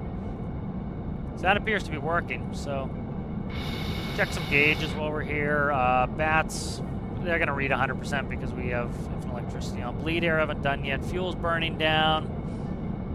Okay, good. So that is up and running. I won't know gens until I hook up the electricity, so that's a good progress step. Let's save this. Right there is good. All right, good. Let's see where else we... let's get these engine instruments actually running right so I can use them. 1. So what is NG going to be? This is going to be percentage, so it's from 0% to 100%. That's power of the engine. So that's in there. Control C. Let's do that. 2. Okay, this is one of the reasons these aren't running right, is I didn't number them right. 3. So this is going to be RPM. So let's see, what are we running up to? A max of probably, I forget where we're at. I have the numbers written down. I did a ton of engine testing and with different gearing. So we're running at takeoff. We're hitting about say 12.5 maximum RPS. So we'll say 12.5 times, oh Christ, 12.5 times 60 is 750. So that's not a 7, is it?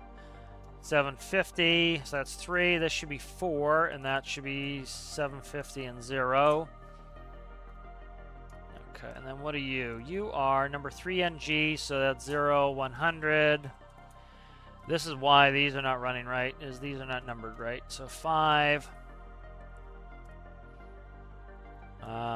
0, 100. So this is just power. So all you really want to know is, am I giving it the most amount of power I can? And that will do it. And then these here are the actual RPM controlled by the prop, NP's prop. So this should be 7, 5, make sure that's 6, 6, yep, okay, 7. And then this here is going to be 8. So this is why these weren't running right, is I didn't even bother fixing them. So then these here are, where are you at, guy? I'm just going to copy these over and then I'll fix them in a second. I'm just trying to see where they're running from. So this goes, okay, that is from the panel out. Okay, that's that. All right. So these are just reads, so not a big deal. So we'll copy that, and then this duplicates the engine information for the first officer.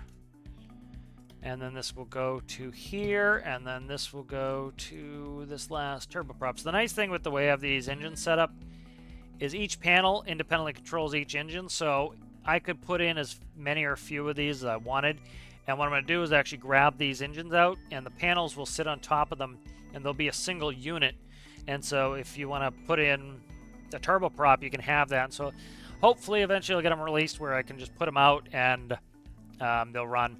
And so you just, like, you want a 2 engine, you just put 2 of them in. And you see how the panels just interlink? You have to change the numbers up, but... and then what I want to do is so I'm trying to make things more modular. And so, for example, like this whole stack, this is props 1 and 2, and power 1 and 2. This is starters, and this is fuel 1 and 2. And so this whole stack would go with those 2 engines essentially. Let's move this panel back down. I really hate it being this high. Move it down. You know, it should be somewhere in the middle probably, but whatever. It is where it is. But that's not too bad. Okay, good. So that is good. What did I just do? Okay, so that fixes those engine instruments. That's important. So I want to fix, let's see. So now we have more space here anyway. Let's see what I want.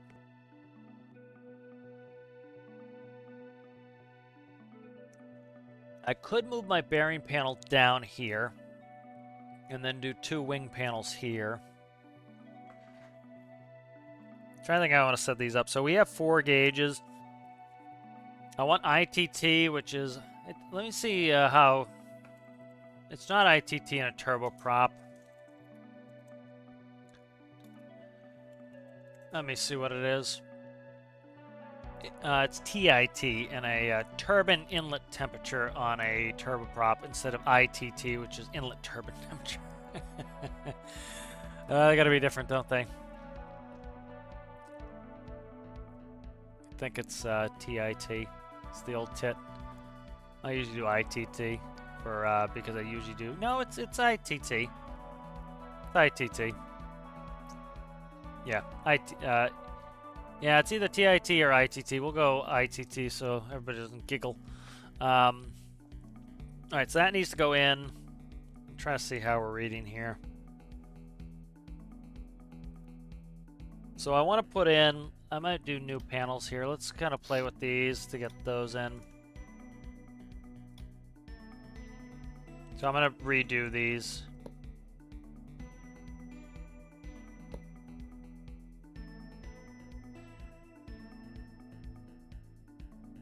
So this is what I was going to do here. Let's undo that.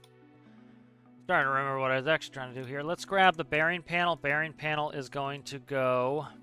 Because you can put a panel up against a monitor, but you cannot have a panel against a panel because they need to have their collisions. So go like that. And then you want to have these kind of high, these engine instruments here, because... or you want them centralized so both pilots can see them. Let's actually just delete this. Let's copy this.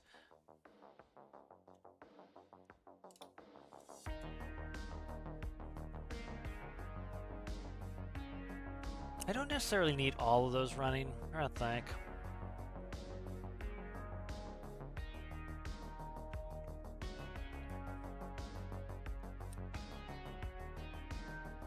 I think is the best way to do this here. So, like, what these indicators are is they show the betas, which is flap blades, and they show the reverse. I kind of want all 4 engines to have beta reverses. I don't know if I need it, though. It's kind of excessive, almost, at this point. I'm trying to think of other information I need, so that's kind of the thing here, is I'm trying to think of what the other information I need is.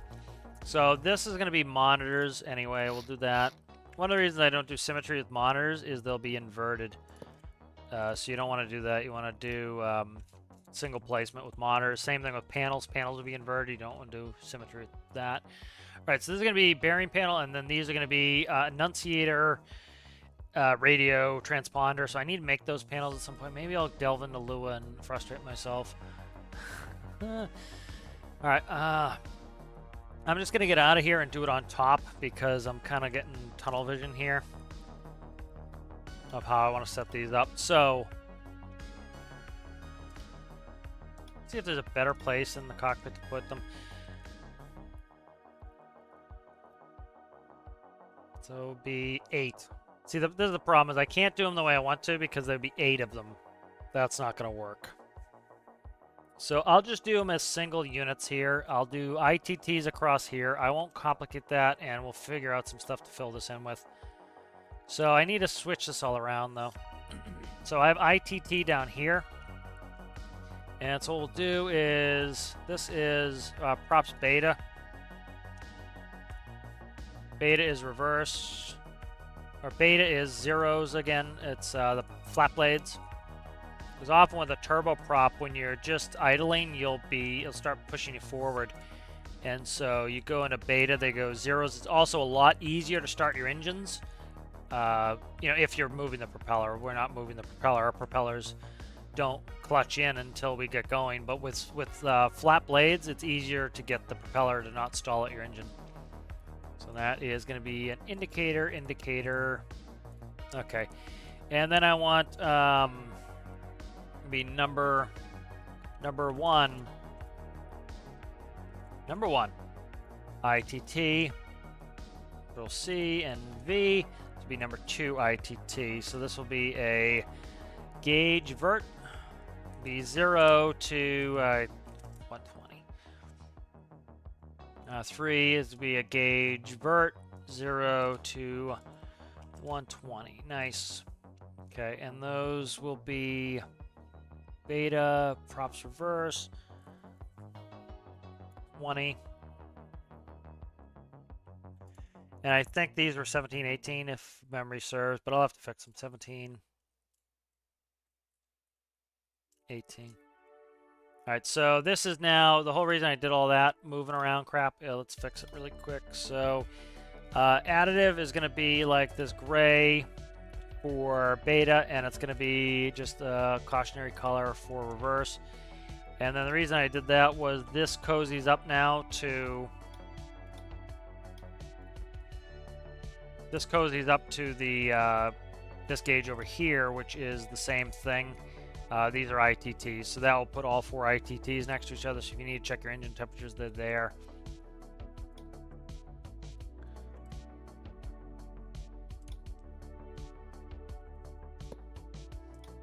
And then this can be like this, so we'll just quickly flush them in, and I have a lot of extra space in here, so I have to kind of figure out all the systems I want on this sucker.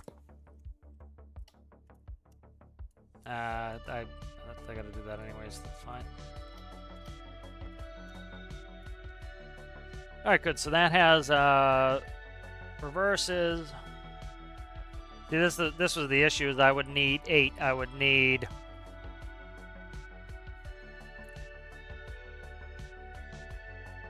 Let's do them right here. Changing my fucking mind again here, people. So we'll do betas, reverses here. I'm gonna have way too many panels. Like I still have this. I have these, and I have side. So let's do beta reverses all in here. So this will be above the ITT or under the ITTs. We'll have betas, reverses there.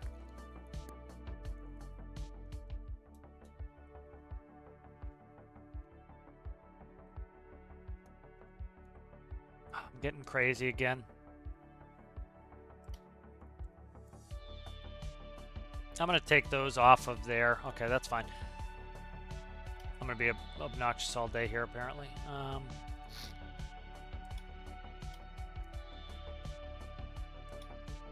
I just want this to look a certain way, and it's particular, but it works for me.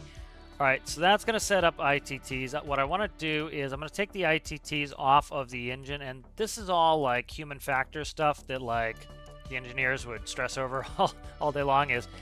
So these are my temperatures, and these are my engines. So this is engine 1. Now really, this information should be right above it, but I put it in front of the pilots. That's fine. So this stuff should be right here, really. Do I move it, and what do I put here is the question.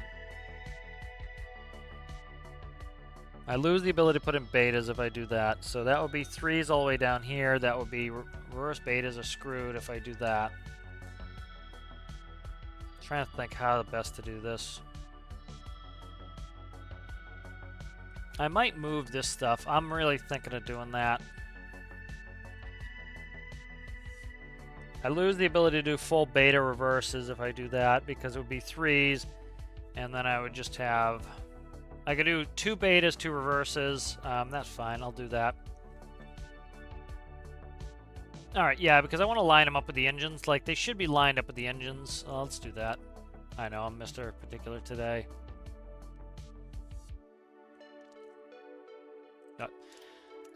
It's nice to get things lined up the way you want them, it really is.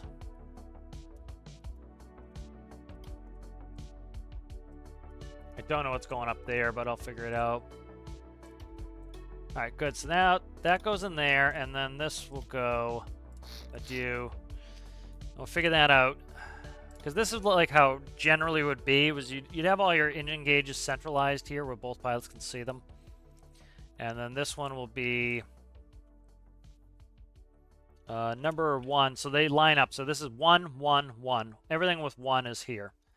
I wish we could do RGBs on the indicators, because what I would do is the light for, instead of having 2 indicators, the light for beta would be 1 RGB value, and the light for reverse would be another.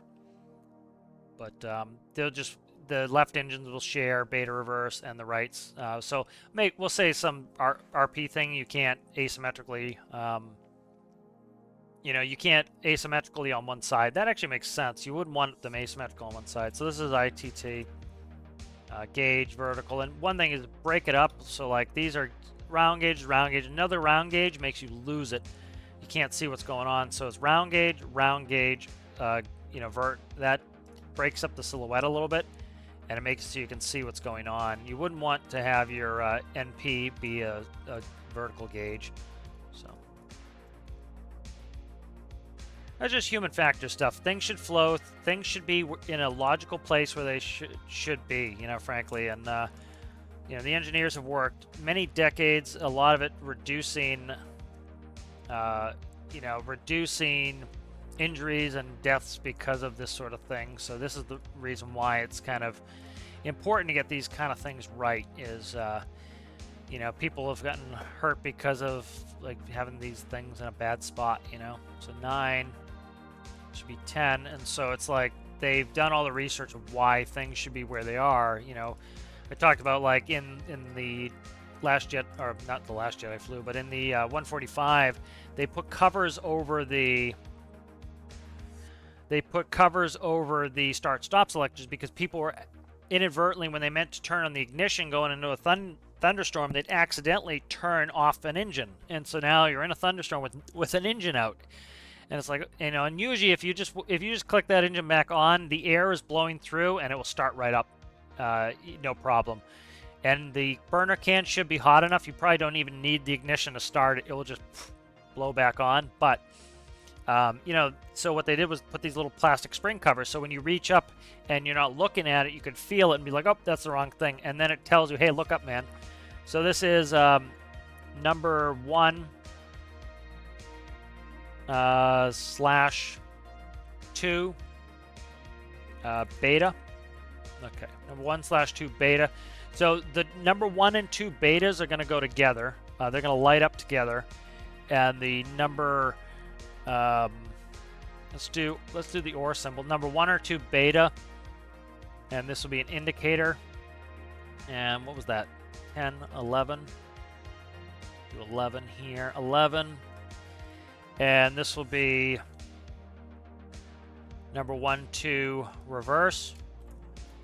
And this is for the prop reverse here. So that'll be indicator. That will be, what the hell were we on? 11? 12. Yeah. 12. Nice. And so that'll be that. And then I'll just copy this.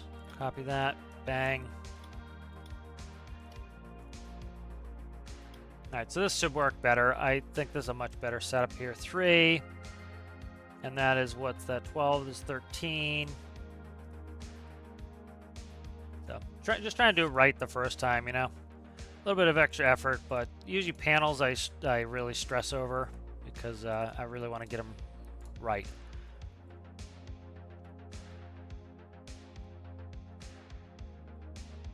$16, and this will be 3, 4.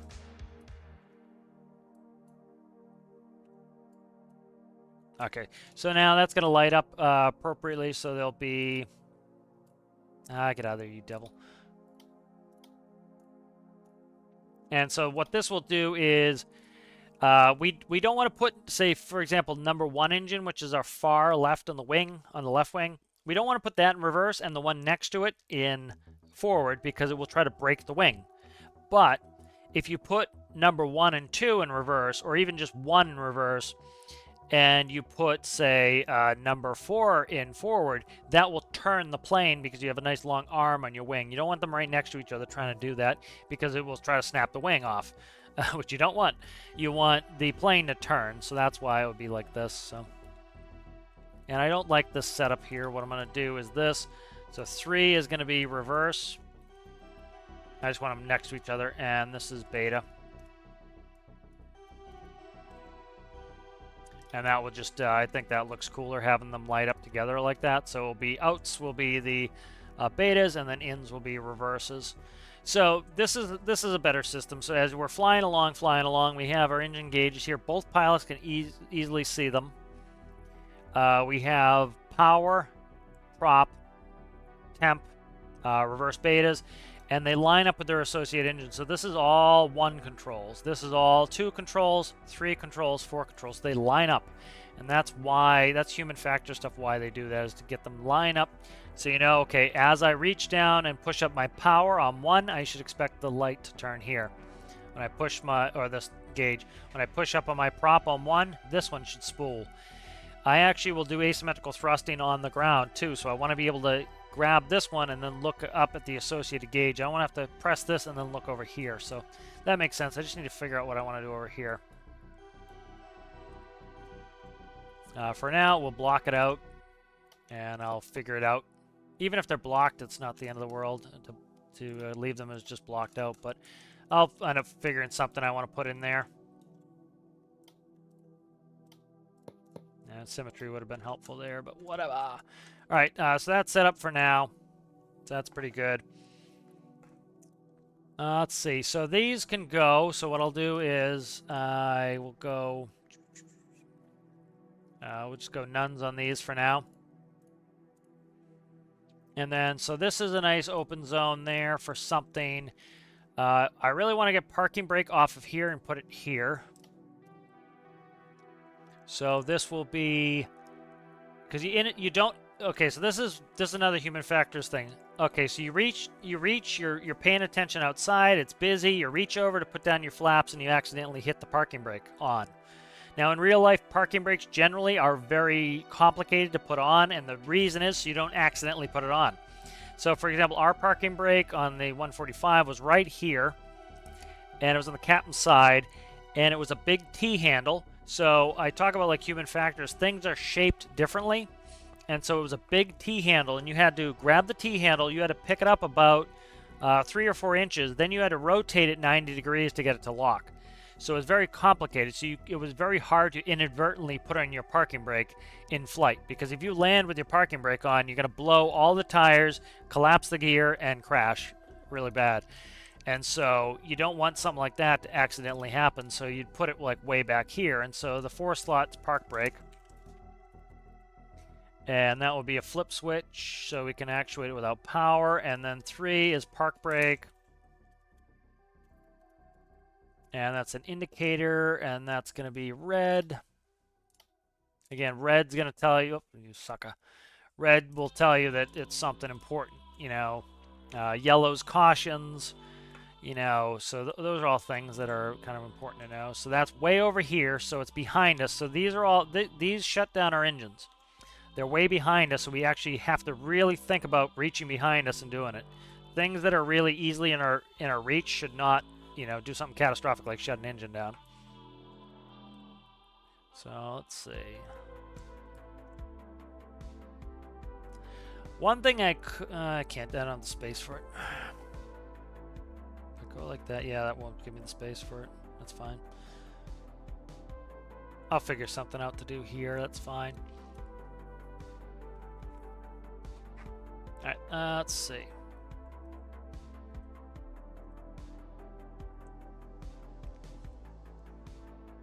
Alright, so we're making good progress on this. I'm trying to think what I'll eventually put in there. Like, I need a transponder locator in there. That could go here. We'll figure some stuff out, but look at a little bit better where I have things run. Let's make sure we run these in where they belong. So this goes here, and then this will go here. This one will go here, and then I want to run this from the panels. And let's hook all these up so they run right. Okay. And then they don't. These are all reads. So that's the benefit of that is that they're all reads. I don't need to worry about their numbers all that much because I'm reading out to them. So they could have duplicate numbers with other stuff, and it's not a problem. All right, so let's start working on these panels. So I need to go in through each panel and get those configured for the gauges.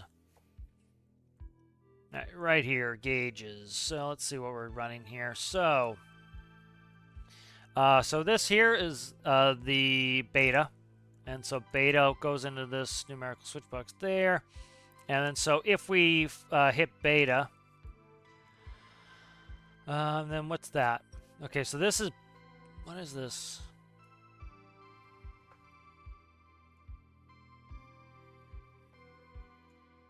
Why is this going through this argument here? Oh, okay, just for this. Alright. Why are we doing another one here? I don't get that. That's weird. I don't know what this is about here, but I'll look at it. All right, so this condition, to go into beta, we need to be less than a certain prop setting, less than a certain RPS setting, I believe. Then we need to be, our height needs to be below a certain value. So this is we're essentially when we're on the ground, we can only operate beta. And then what is this? On-ground sensor, AGL. So when we're below a certain altitude, it will allow us to do it. I don't know what the hell that is. But anyways, they're all in here, and they work. So this will trigger the beta, and I need to write beta. So what is beta? Beta is 8, 9, 10, 11 is beta.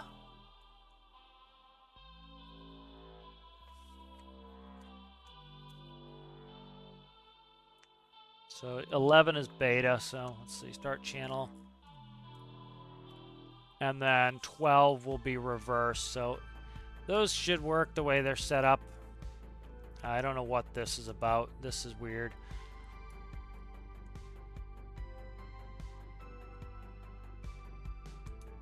Oh, it's X and not Y. So what this does is this. Okay, I know what this is. So this is shutting off the beta light when we go in reverse, because beta is going to trigger when we're, when we fulfill all those. So we go through beta into reverse. So if I didn't have this, it would light up when we're in reverse. It should shut off the beta light when we go in reverse, because we're no longer in beta, we're in reverse. That's what that does. Is this just gets rid of the beta light. All right, so that is good. And then this here, that's prop pitch. And then I'm reading down from here. So this is going to be my power, and this is going to be my RPM. So here is my up-down counter for my engine right there. Ooh, we should have more power, man. I artificially limited the power. I thought we were at max power. We are not at max power. I can make this plane more powerful. I'm limiting it artificially to 12.8. It is going at 12.8. It has more power. If you can go max power and it is maintaining the RPS, actually, you know what? I bet it's not. On takeoff and landing, I can increase that. That will fix one of my problems. So we'll do that later. But so anyways, we have power. So all that is it's my what do you call it? My up down counter reading. And so all I want to read is am I trying to ask the most power out of it or not? That's all that top gauge is reading. The bottom gauge is actually reading the RPS or RPM in this case. So that's there. And then what I have here is I have an absolute 7.8125. All that does is this is so 12.8 currently is my maximum RPS. So we divide that by 100. No, do 100 divided by 12.8 equals, and that's 7.8125. And what that does is that will give us percentage. So that's just turning, what our power setting is into percentages, essentially. So simple that. And that reads through there. Okay, good. So I'll be able to go through this pretty quick now. I kind of have it dialed in. This one I'm going to have to do a little chicanery because I want those lights coming on at the same time. So I need to fix this one. So this one is also going to be 11 or 12, but I need to put in a condition because, I need to put in a condition because what we have now is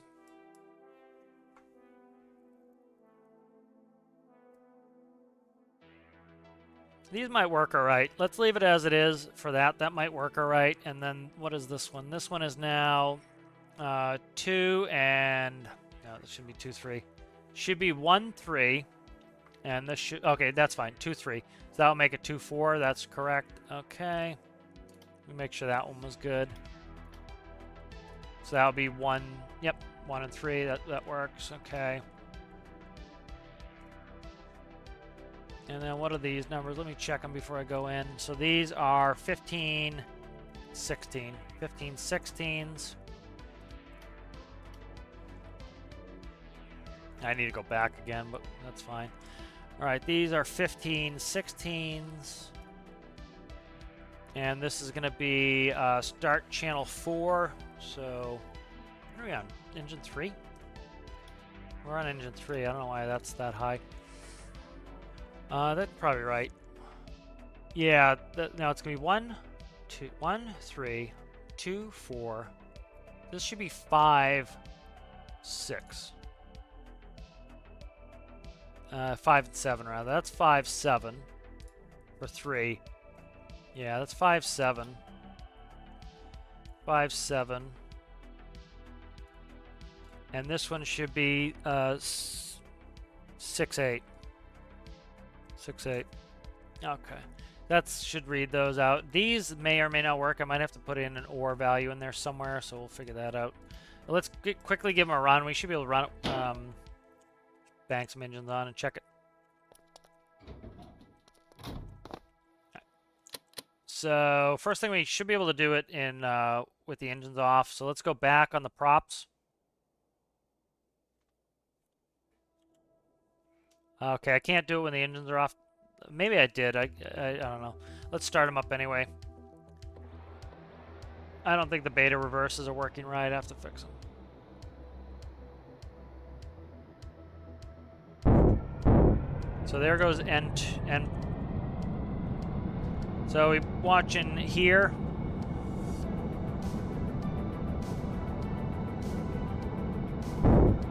Alright. So there's the NP. That's the prop. And this is our power setting. I'm going to probably do a different value on this. I do want that moving instead of being static for set power. But it should be power available. So ITTs are not plugged in, but I'm just going to power up, see how they work. Okay, that works fine. Alright, let's bring it back. That works. Okay, good. I need to tag on ITTs, so where are my ITTs looking at here? My ITTs are starting at 12. Okay. Nope, I clicked on the wrong one. 9. 9. Okay. Starting at 9. So I'm going to pull ITT starting at 9. So that's fine. We go like this.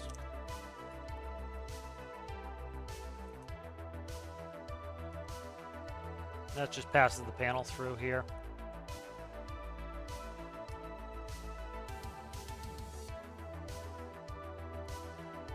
Oh, crap. This isn't going to work. These have to be a high number. They have to start up high because I run out of buttons. Crap, I forgot about that. I'm passing all the way through. I have to make these a high number. Start this on 25, and I'll see if that is high enough. I have to redo some numbers because those are going to accidentally turn things on and off. I have to be careful of that. What do we want? I want 1. That's going to be ITT. ITT on this one is 9er. 9er right there. And then, where's, am I reading in temping here?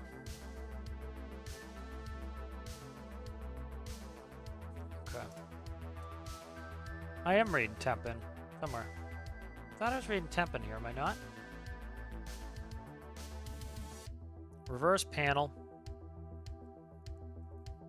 RPS.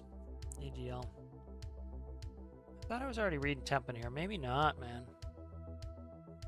I can do this, though. Let's see what that reverse panel is all about. I don't think I use that anymore. I think I have an extraneous gauge somewhere. Panel.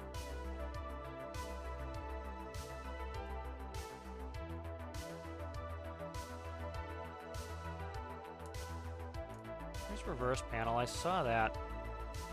It's a green. Green. I don't know where the hell it is going, though. Throttle. Where the hell is reverse panel? Prop setting. I don't need prop setting. Okay, prop setting is the one I can get rid of anyway. Alright, prop setting is the one that I changed to make that work for me. This is an input. This will be temp ITT. Okay. And then ITT will report there. That's fine.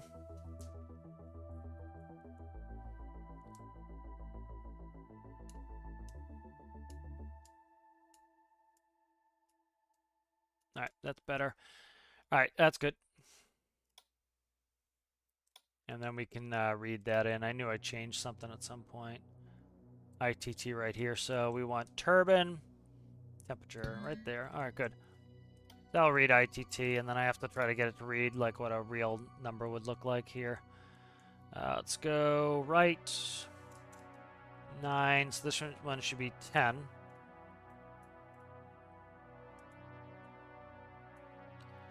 And then I need to fix this one up again up here.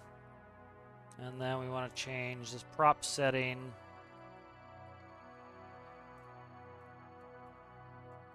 ITT.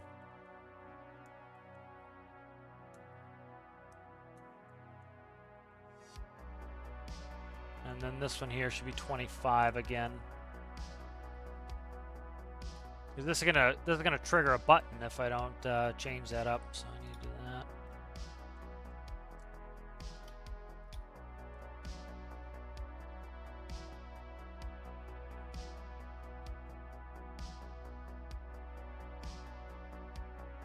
Let me double check this one. Of course, I named it differently, so I need to check it. That is prop pitch. Okay, and this is prop, so that's fine. That's the one I want to change.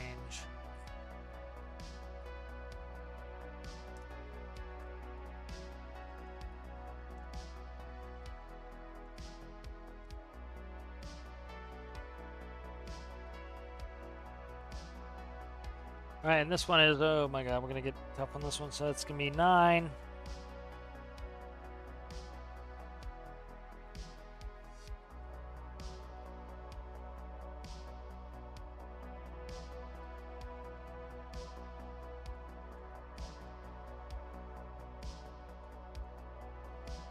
All right, let's see. Why is this one lower than the rest? This whole panel's lower than the rest. That's weird. Okay, whatever. Let's see, what do we want to do there? So it'd be 9, 10. We'll just do 13 on this one. 13, and then this one here has to be, so it'd be 25, 26. We'll do 27 here. I'll change these if I need to. 27. Alright. Hopefully I can get these to run. I need to run out, get those fixed. Okay, what are we at? 9, 10. 9, 10, 11, 12, 13, so this would be 14. 14. That's the wrong thing. What am I doing? Right number. 14. 14, rather, please. Thanks. You go there.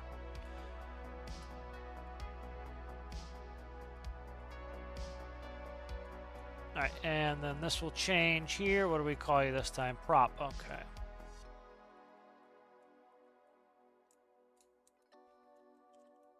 I was reading out prop to do testing, so that was what that was about. All right, that's there. All right, and then what are you? You are now 25, 26, so this would be 27 as well. So let's see if these run. I need to see what channel I go up to. So the whole reason I had to screw around with that is this panel here. Where are we at here?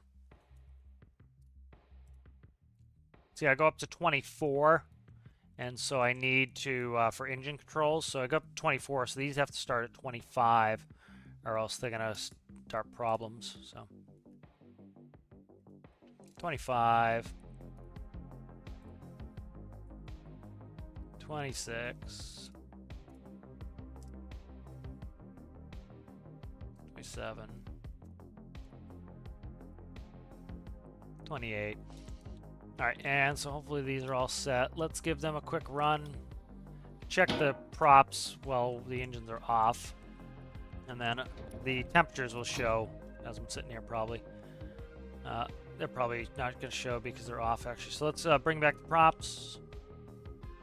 They may not like it because I'm running same thing. Alright, so I think the props are in reverse. Props look like they're in reverse. And we're getting no lights, so that's gross. Temp's not showing. That's fine there.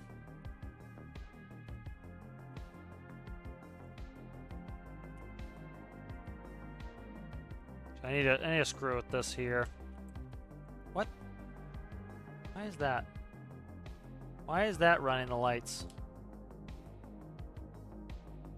Oh, you know what it is? The engines have to be at a certain rate too, so I should be able to kick these off, hopefully with the prop. Okay, it's the... I'm sorry, the throttles. You don't work your props. The throttles run us into reverse. Okay, so that's working. It's just... perfect. That's working. It's just... I need to adjust because I changed the colors on them. So we'll change the numbers up. So I'll just change the numbers. So beta should be 25, 26. 26. Oh my god, my brain, I can't think. 25 is going to be... 25 is on this side. My god. 25 on this side. Give me the click. 25. That should be doing right. 25 on that one. 26 is going to be that. And then this should be... Okay, these are backwards on this side. That's fine. So this should be 28, 27, essentially. 28. 27. Alright, this is why panel work takes so long. See you later, Citrus.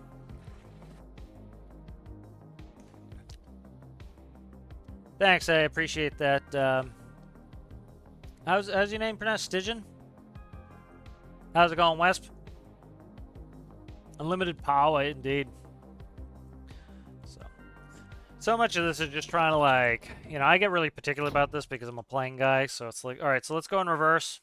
So we reduce our thrust, bingo, beta, reverse. Okay, so we'll tap them up. Now we're in beta. So beta is when the prop blades are flat.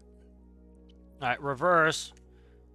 As you see, they go back. Now I can also, you notice how I'm modulating them? That's how you do it in real life. So what you do is, let's say you're landing. You can't be screwing around the prop levers when you're landing. When you're landing, let's say, okay, we're landing. You won't be able to see. Okay, so you see how there's a positive blade pitch on there? That's my takeoff prop pitch. All right. Then as I land, right, I touch down. I start pulling my thrust back. As I pull back enough, they're going to kick into beta, which should be here soon. Alright, right there. We just hit beta. There's beta. Beta is flat blades. So now what's happening is you're doing less thrust. Now, I talked about how you don't really need speed brakes on a turboprop. The propellers, when they're in beta, are not giving you any thrust. They're not helping you go forward. All they're doing is acting as big brakes. So the propellers are acting as brakes now. Then when I continue to pull the thrust back on the ground, you notice the blades go in reverse, and now we have a slight reverse. Now, the reverse is too high, mind you. I need to fix that. That reminds me to do that. So if we look here at my takeoff prop pitch. So right here, the clamp. As you can see, I put in a clamp on here. So minimum prop pitch is my clamp number. So it's a 0.1 is my minimum prop pitch. And presently in reverse... nope, that's fine. It's 0.1 in reverse. So this here is my... So I can pull these back as much as I want, and that will just give me a 0.1. So 0.1 in reverse. So like here, we'll do an aborted takeoff really quick. So aborted takeoffs, you're at like, you're deciding to stop as soon as possible. We won't do an aborted takeoff, but pretty much as you can see, I can pull it into beta, and beta's flat blades, and then I can pull it in reverse. Now look at my engine power when I do it. So as I go up on my power, we start around here in power. As I pull it back, you'll notice we go down through 0, and then we go into beta. So we still are reading a certain amount of RPM. It doesn't zero the engines. And then as we pull back, you'll notice I can rev up to 19, not really in reverse, but that's going to allow me to rev up, and it limits it. It won't let me rev up too high. But that's how that works to put me in beta and reverse. The lights are working well now. And then engine ITT. Let's see if ITT is reading not, which is not correct. Oh, you know what it is? It's not reading OAT. A diesel engine in game will read outside air temperature because it's reading the coolant essentially. Like, we'll see if we light these off if they show us ITT. Because they're at the turbine. The turbines are cold, so see, there they come. All right, so what I'll do here is I want to check out. So what we can do here is we're in beta, so the blades are flat, okay? So I can't test a beta like that. I was gonna say if I throttle up, I'll come out of beta, so I can't do that. But I don't know what these get to. Let's do a quick flight here. So you wouldn't be starting 2 engines at a time, but I'm just doing it for speed's sake. So, and then this would be 0.5 times 60, so at 30 these should kick off. There you go. And we check them all. They're all up and running. Okay, ITTs. That one came on. The rest are being dogs and not coming on. That's gross. Need to fix that. All right, so park brake is still here. We'll take it up, move it later.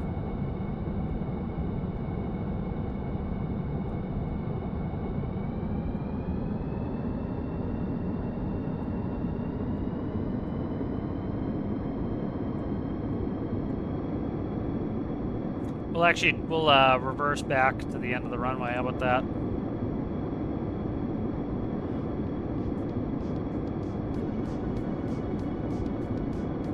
Good.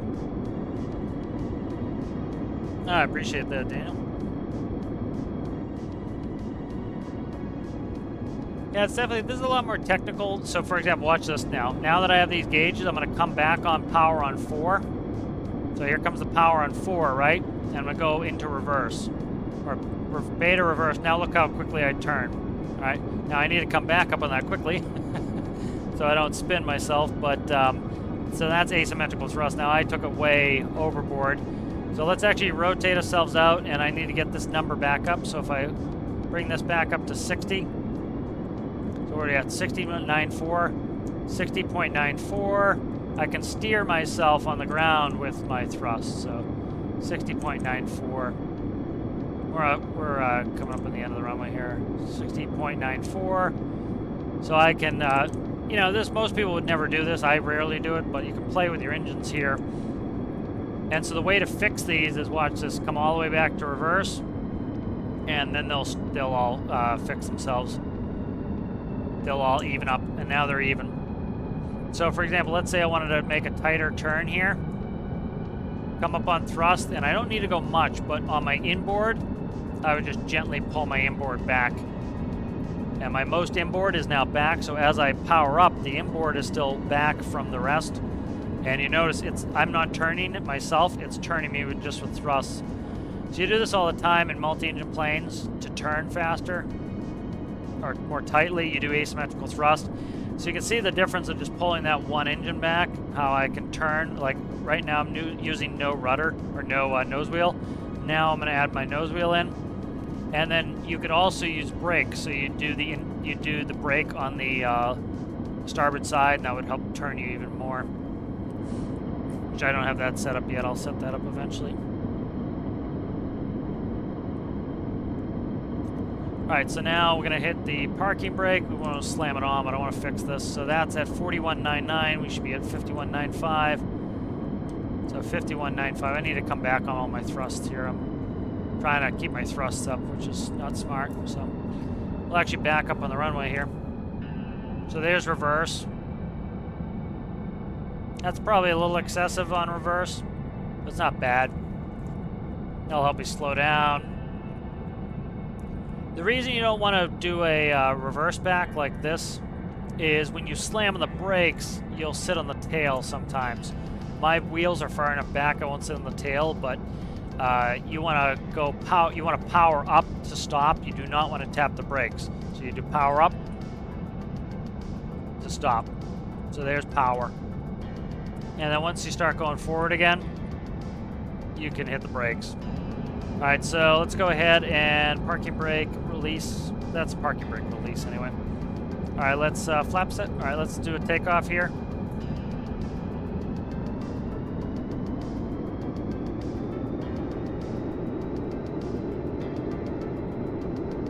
And V1 rotate, pause rate gears coming up. So we're at full thrust, full power setting, and you'll notice we're only at 96 knots. So as I start to bring my prop back, I'm taking a bigger bite. So we're leaving the takeoff prop setting and going into a climb prop setting. So that's what you have to do here. I'm just going to trim. I'm going to hand fly for a little bit. As I change pitch or power setting, pitch power configuration, I have to re-pitch every time. So that's why I'm having to retrim every time.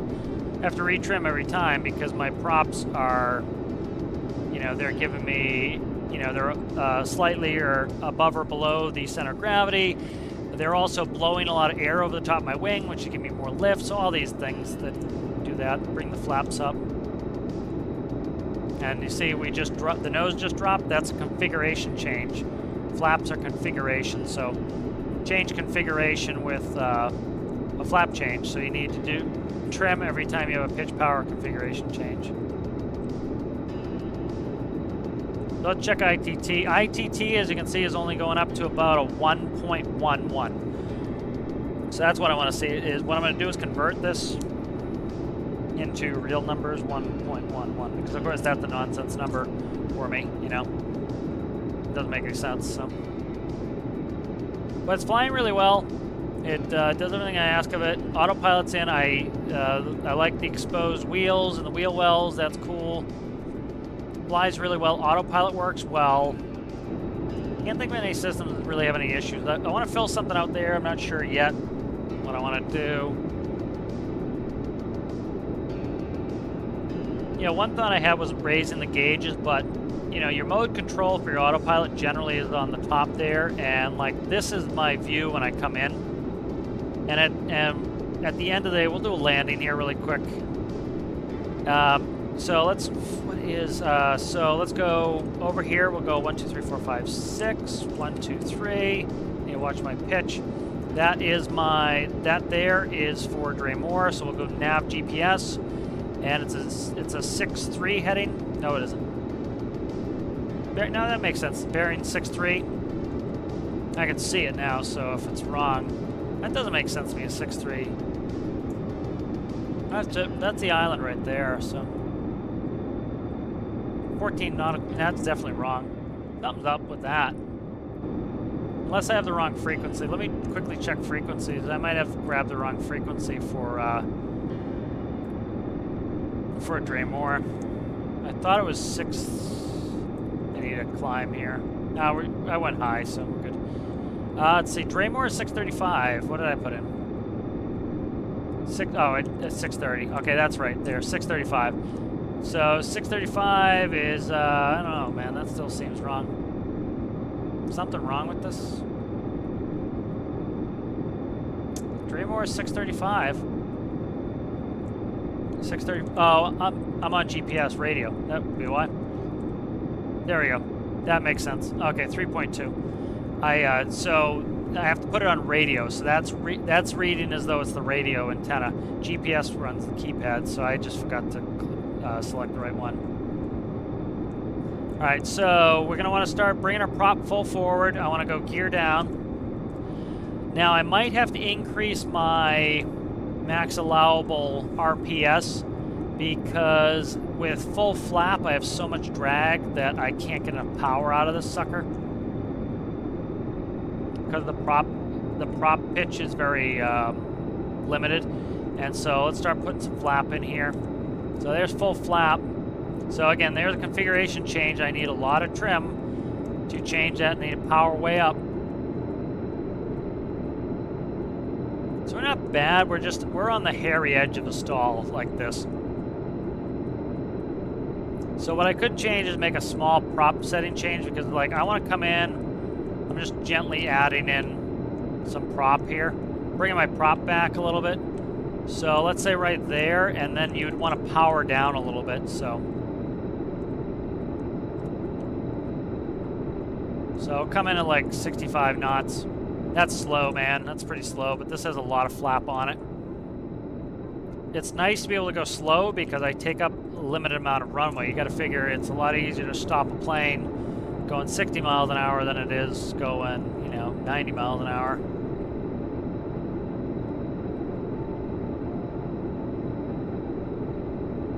So here we come in at 66. Nice slow speed on this. Handles really well. So like my approach looks like this.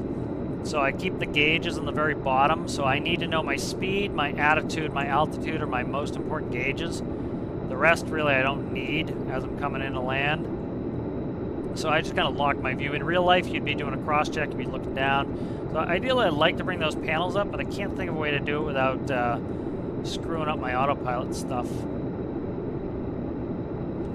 I could make a custom Lua autopilot panel, but that's a bunch of work. I'm not great at Lua. All right, so we're coming at 62. We're a little on the slow side, but we're not bad.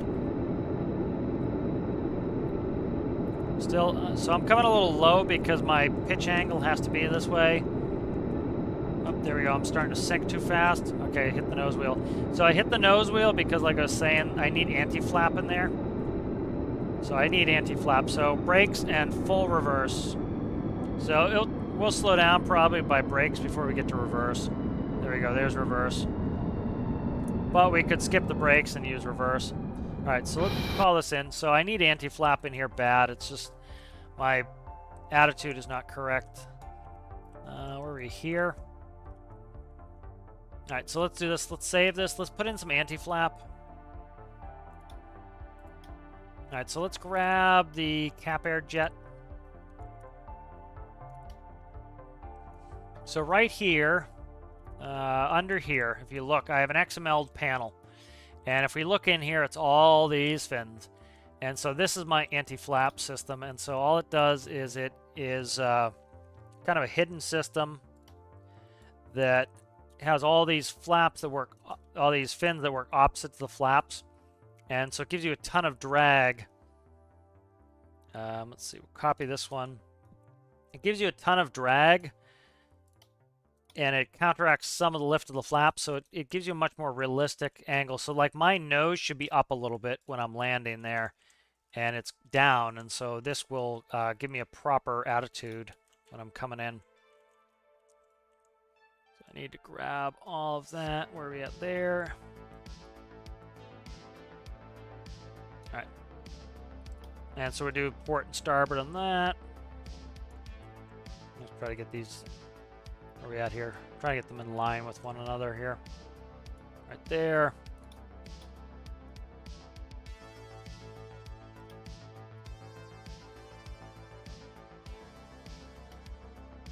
Yeah, I'm just going to move these to the module and save them. I ended up using this system, and I want to be able to just quickly put it in things.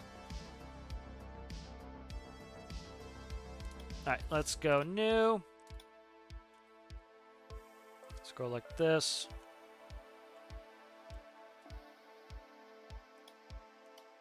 And I'll go ahead and we'll save this. I want to do this too. Did I paste them? I paste them. Let's delete that. And let's save this as anti-flap. Let's do this really quick. So this is, while we're in here, we can grab this paint color, which should be this gray. You need to find it somewhere in here. Right there. Where are you at, Gray? I don't know why it's not grabbing. I can't... Oh, I'm on additive. Okay, there we go. There we go. And I want to do color swap, and I'll find a white block and just color swap all that out. There we go. Now everything is that color. Okay, good. So let's save this as anti-flap. All right, and we'll go back, and we'll install anti-flap. So...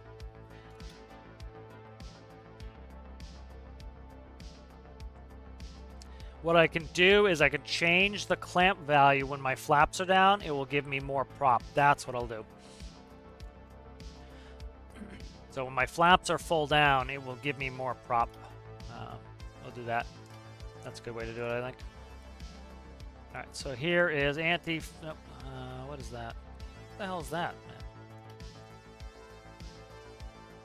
Let's load this fresh. I don't know what just happened. So, all right, let's load in anti-flap. There we go. All right, so here they are. And I need to orient them correctly, so let's double check. They should be fine, but so it's arrows up, so they should work opposite to the flap. So arrows up, arrow down, perfect. Working in opposition, and we'll try one on each side, see how that does us.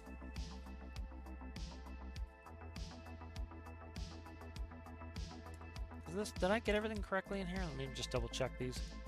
I'm not seeing the brick of, this one has no fins on this side. What the hell, man? This one has no fins. Look at that crap. That sucks. All right, I can just use this one then and duplicate it. They're the same anyways, it doesn't matter. So let's cut this. And this just goes in the wing above the flaps.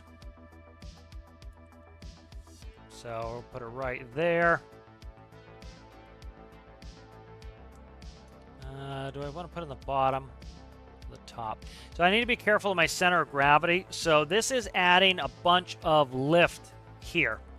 It's pushing my nose down. You see where my center of gravity is pitching my nose down?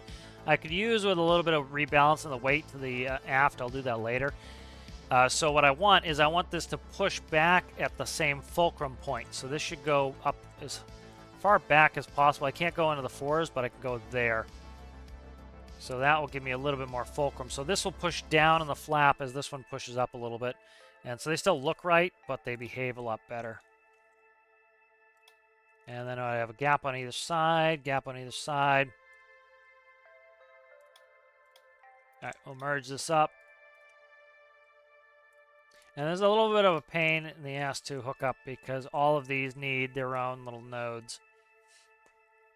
So essentially whatever the flap goes to here, now we need to connect all of these. So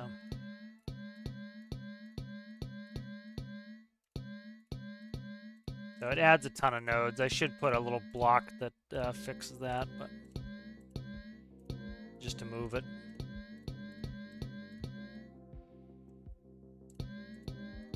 That's why I don't want to do too much of this. I like these small ones because they don't glitch through and you don't see them. And these are actually the most efficient space-wise, these little ones. All right, so let's run this really quick with anti-flap. And this hopefully should behave better. Let's do this really quick. So what I want to do, I didn't figure it out. Let's see. Let's get a dial. We'll figure this out while we're here. So we'll do a dial.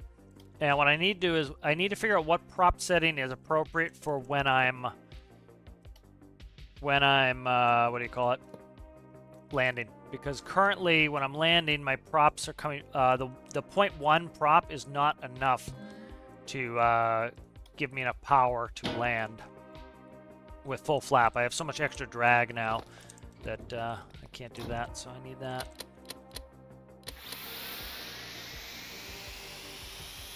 Oh, sorry. I'm trying to switch. Lost the chat. I was trying to read chat while I'm starting engines.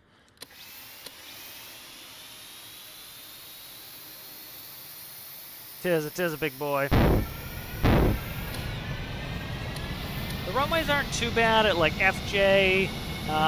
You know, nothing's realistic, but the game is, the game world's pretty short.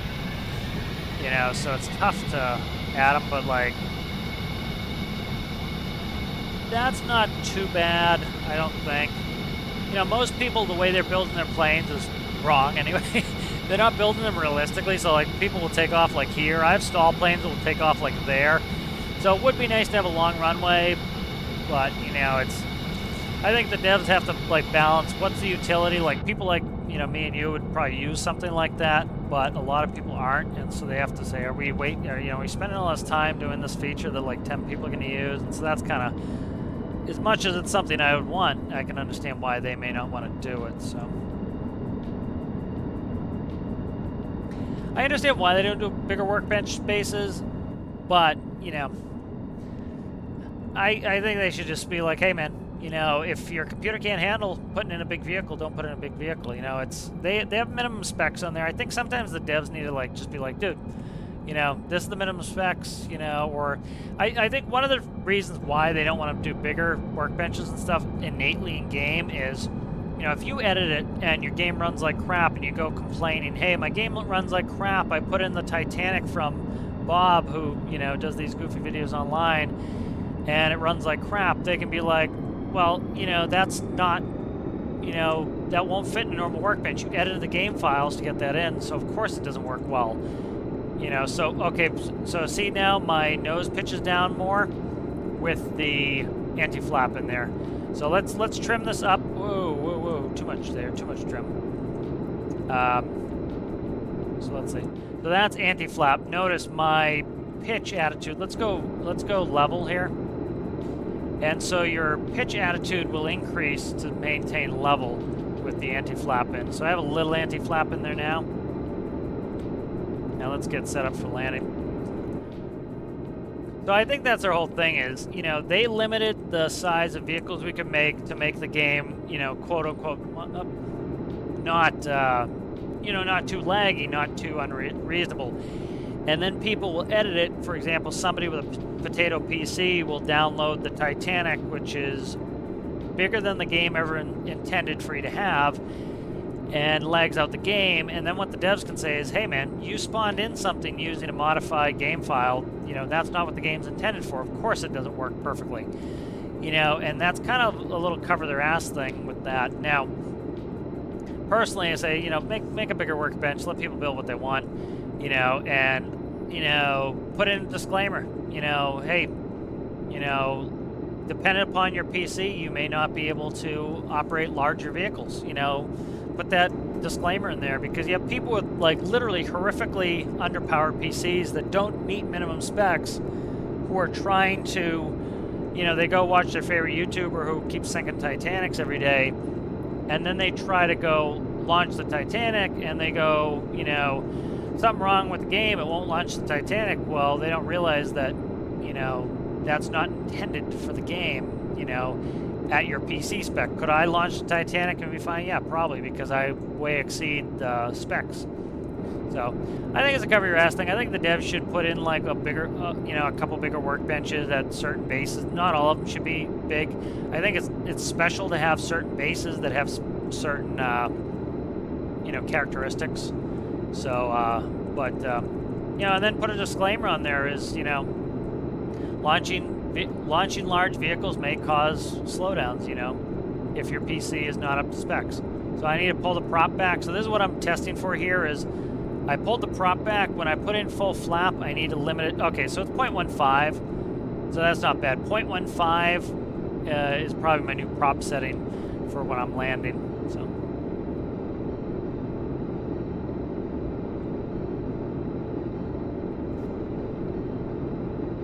You know, it's like you get a lot of posts, and it's people who watch, you know, like Bike Geeks, Komodo, all these people who launch enormous vehicles, just sink them, and they'll be like, "Oh, I saw my favorite YouTuber who launched this Titanic. I can't do it. How did I do it?" I would like it if those YouTubers would actually show their communities how to do the things they're doing, you know, because then it falls on the rest of the community to try to. Okay, look at this. See my pitch angle now? Notice how my nose is up.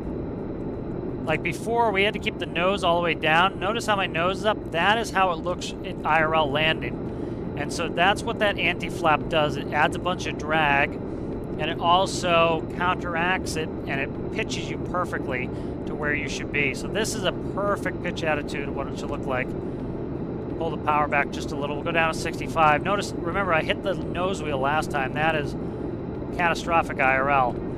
This is a beautiful approach. So that anti-flap fixes, you know, a lot of those issues if you're having them. And here we go. This is gorgeous pitch angle. This is perfect. Coming off the power a little bit, pitching the nose up. Beautiful. And right into reverse, I'm going to tap no brakes. We're going to come into reverse. And here we go. We're in reverse. No brakes. There we go. Come back up into beta. No power up. Nice. So that is much better. So that little bit of anti-flap there fixes the flight characteristics and makes it fly realistically. And it allows you to have flaps that look real, you know, so it added a ton of drag, and it added some essentially opposition to those flaps. And so it added everything that you really should have. You know, I agree, you know, I think we should have a couple bigger workbench. Certain places, like, one thing I would like to see, this would be my take, right? There is one thing that would be very convenient for testing, is a airplane hangar or an airplane spawn area or a spawn area that does not have any sort of roof on it. Because, for example, like if I'm going to do a VTOL or a helicopter, I have to take it off up and out of the hangar every time, and it just gets old after a while. So it would be nice to have one place where, for example, you could spawn the vehicle outside. That is prime territory for having a larger workbench. Because you don't have to worry about putting a building around it. They don't have to build an enormous building. They just have to build an open area. And so let's quickly save this here. So the anti-flap works really well on there. So like, let's look at the map really quick. So let's find a place. So, you know, for example, out here, Clark is all right, I guess, but any of the air bases, frankly, any of the airfields, they could do like one outside spawn area and make it special. Like, it'd be nice if, like, they're all cookie cutter, which I understand, but like, for example, say at Ender, let's go to Ender here. They'll just, let's say, pick Ender.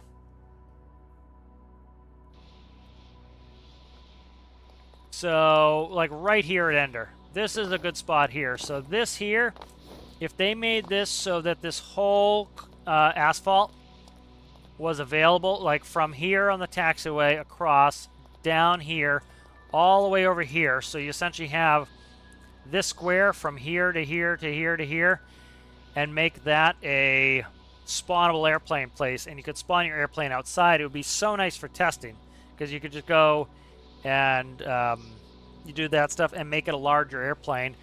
That way you don't have to do things like folding wings. Like you see how that the Albatross, it has max wing size, you know, and by having this outside parking slot, the other thing is tail size. For example, Proteus's tail has to fold to fit in the hangar. Everything else fits, the tail has to fold. Well, then I could spawn Proteus out here.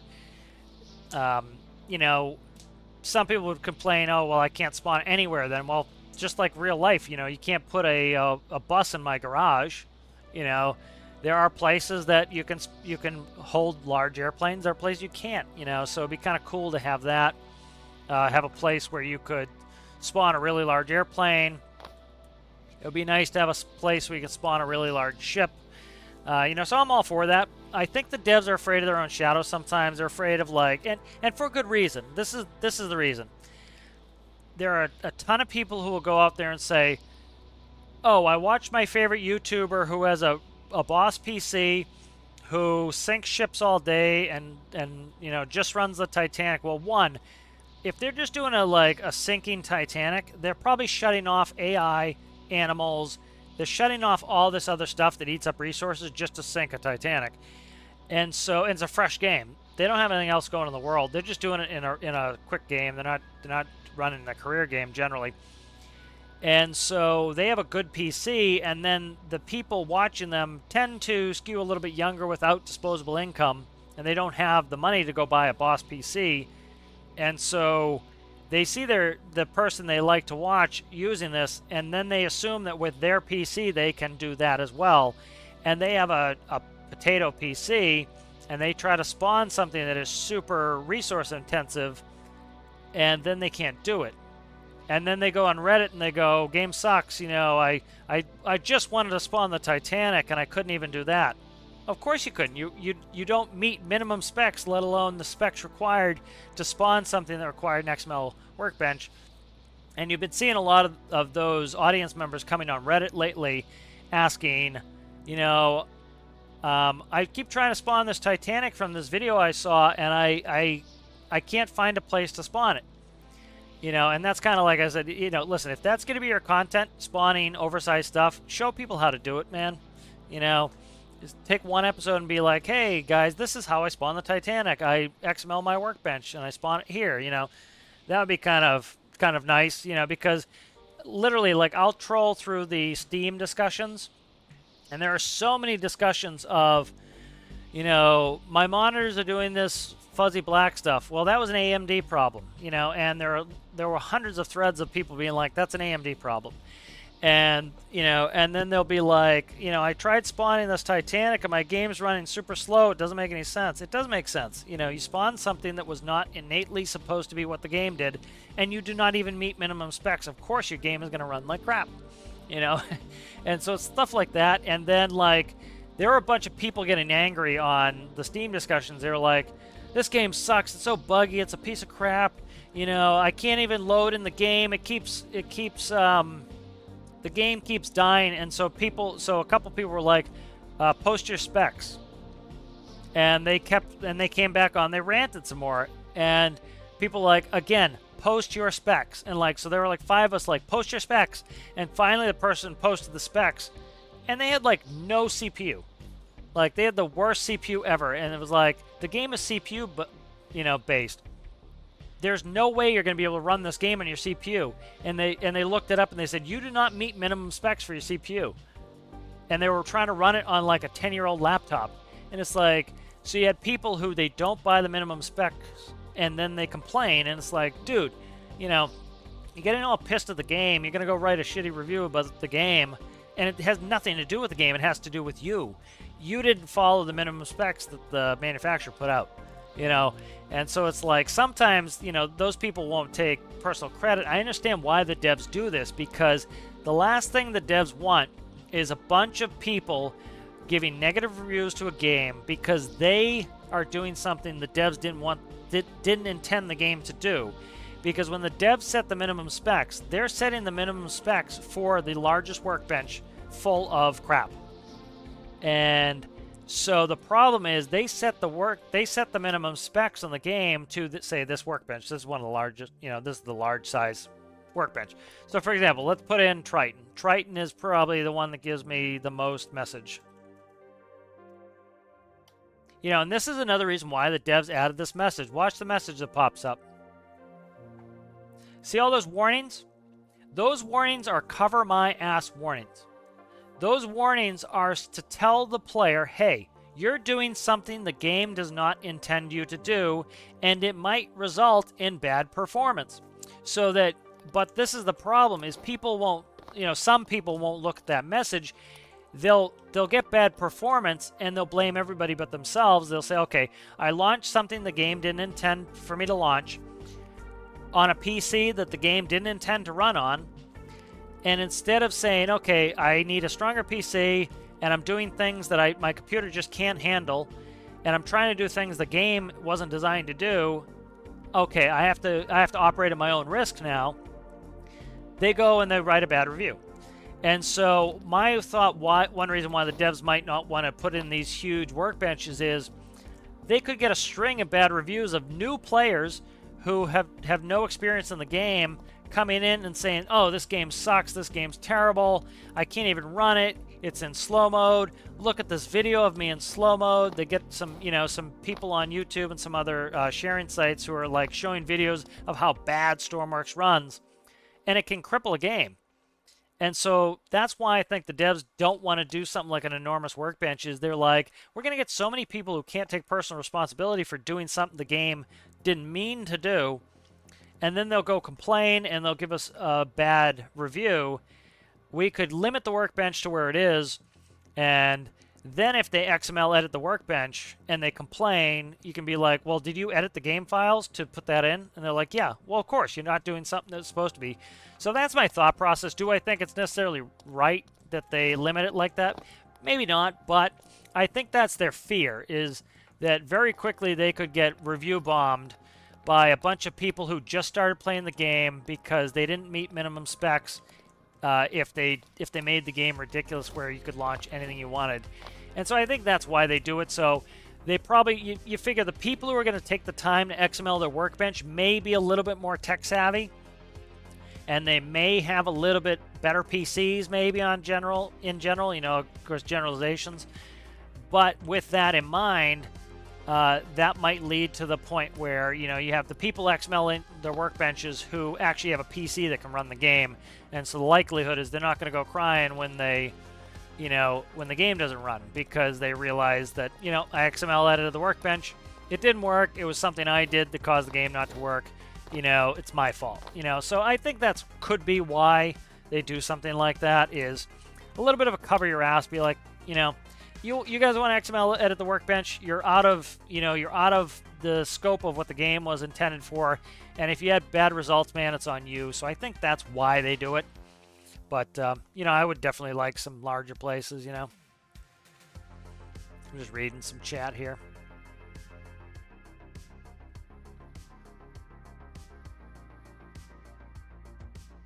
Yeah, exactly. PC game in a nutshell. It's like so many games get review bombed. And this is why I bring that point up is, like, you'll see a ton of these games. This game runs like ass. This game runs like ass. And, like, I think on some of the Steam posts, it will post their specs. And they have an absolutely abysmal computer. Or they have, like, 8 gigs of RAM. Like, most, like, Tarkov, if I don't run Tarkov on 32 gigs of RAM, it does not run. Tarkov is incredibly RAM hungry. And so it's like, you would get a ton of people, Tarkov runs like ass, and people would be like, well, how much RAM do you have? And they're like, 8 gigs. I'm like, dude, you need 32 gigs of good RAM to run Tarkov. So they just went and review bombed the game because they didn't have a computer that meets the minimum specs. And you can meet minimum specs. Well, guess what? If you meet minimum specs, you are at the minimum, all right? And if you're at the minimum, you cannot expect to get the maximum performance out of the game at the minimum specs. If you want maximum performance of the game, you need to exceed the minimum specs by a lot. So like this game, I have no problem running shadows and everything else. Well, I have a 3080 Ti in there, and I have a good CPU, and I have 32 gigs of RAM. If you come in here with a laptop that has, an absolute abysmal setup, yeah, you're not going to be able to run the game well. You're going to have to decrease all of your sliders. You're going to have to spawn vehicles that are not ultra complex. And the problem is the same people who, have those crap PCs want to be able to operate at the level that other people run. And it's definitely a PC problem because a lot of people, if you get a console is a console is a console. And if you think a console is one reason why I hate consoles, why I haven't owned one in like 20 years is, the thing with a console is, for a long time, they were limited to 30 FPS. Why were they limited to 30 FPS? So that everybody's game ran well.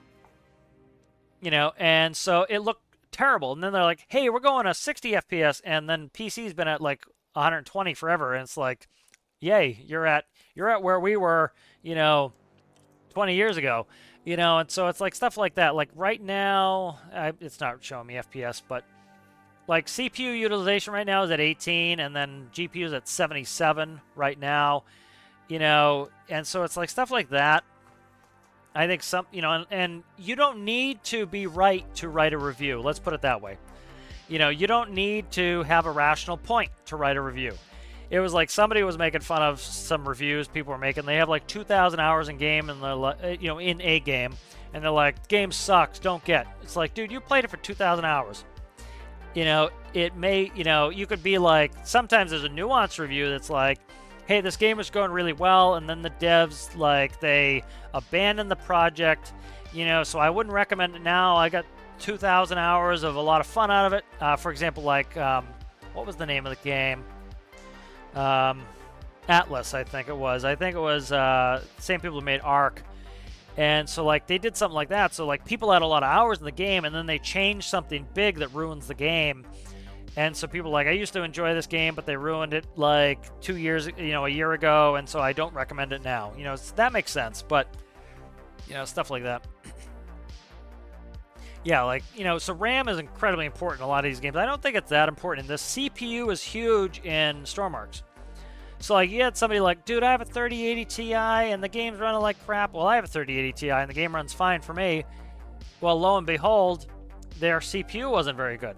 And it's a heavily CPU-intensive game. Like, here, I'll poll. So right now, CPU utilization is at 23%, 83 on GPU. Let's spawn Triton again. So as it launches, I'm down to 19. I'm at 26% CPU utilization and 71 GPU. So GPU boosted a little bit, but now it's stabilized, 2568. So that's what I'm running at to be able to run Triton. So we got Triton in the world here. There's not another place I can do it close. that's probably too far away. I was gonna say I was gonna spawn another one at Komodo to get 2 in the world. But, you know, and then people will say, oh, multiplayer runs like ass. Well, of course multiplayer runs like ass. You're spawning Triton here, and so you're spawning Triton here, you're spawning Triton here, you're spawning Triton here. Well, normally, if I was just spawning Triton here, all of this is despawned in game. None of this is being rendered. If you're a multiplayer and you have 1 here, 1 here, 1 here, and 1 here, well, guess what? All of this needs to be rendered. Okay, so the game's now running like crap. And then somebody spawns one up at Tajum. Well, guess what? Now this needs to be spawned in, this needs to be spawned in, this needs to be spawned in, and all of the vehicles. And so then the game goes to a halt, and they say, oh, multiplayer runs like crap. Well, there's no way multiplayer can run with, you know, people's unoptimized, enormous things. You know, if you have a couple small things, yeah, it should be running fine. And of course, if it's not, that's something the devs need to work on. But, you know, sometimes people's expectations are not great. You know, people with bad internet, with, you know, you get a lot of people who are just, they have terrible internet and they're trying to play multiplayer and they're like, it's lagging all over the place. Of course it is. Your internet sucks. You know, and it sucks to have sucky internet, but, you know, it's not the game's fault that your internet sucks, you know. C4 in that whip. Oh, what a rude dude. I don't even know how to get C4. I don't use that stuff. All right, guys, I think I'm going to take a break. That was fun working on that a little bit. Take a break. I might stream a little bit later. But go ahead and check out the Build Challenge Echo videos. There are 2 of them out there, Part 1 and Part 2. A lot of great builds on there. People worked really well, worked really hard on all their builds. They came out really well. You know, so go give them some love. The workshop links are all now in the description of the videos. I'd appreciate it if you guys would click on those videos and run them to their full length. Those videos, that was about, I think, 12 hours of work yesterday. So if you guys could, you know, upvote those and comment and watch them, that helps them get in the algorithm, and that makes it so that it's a little bit more rewarding to do these challenges and kind of offsets the time usage a little. So I really appreciate that, and I'll see you guys later. Bye.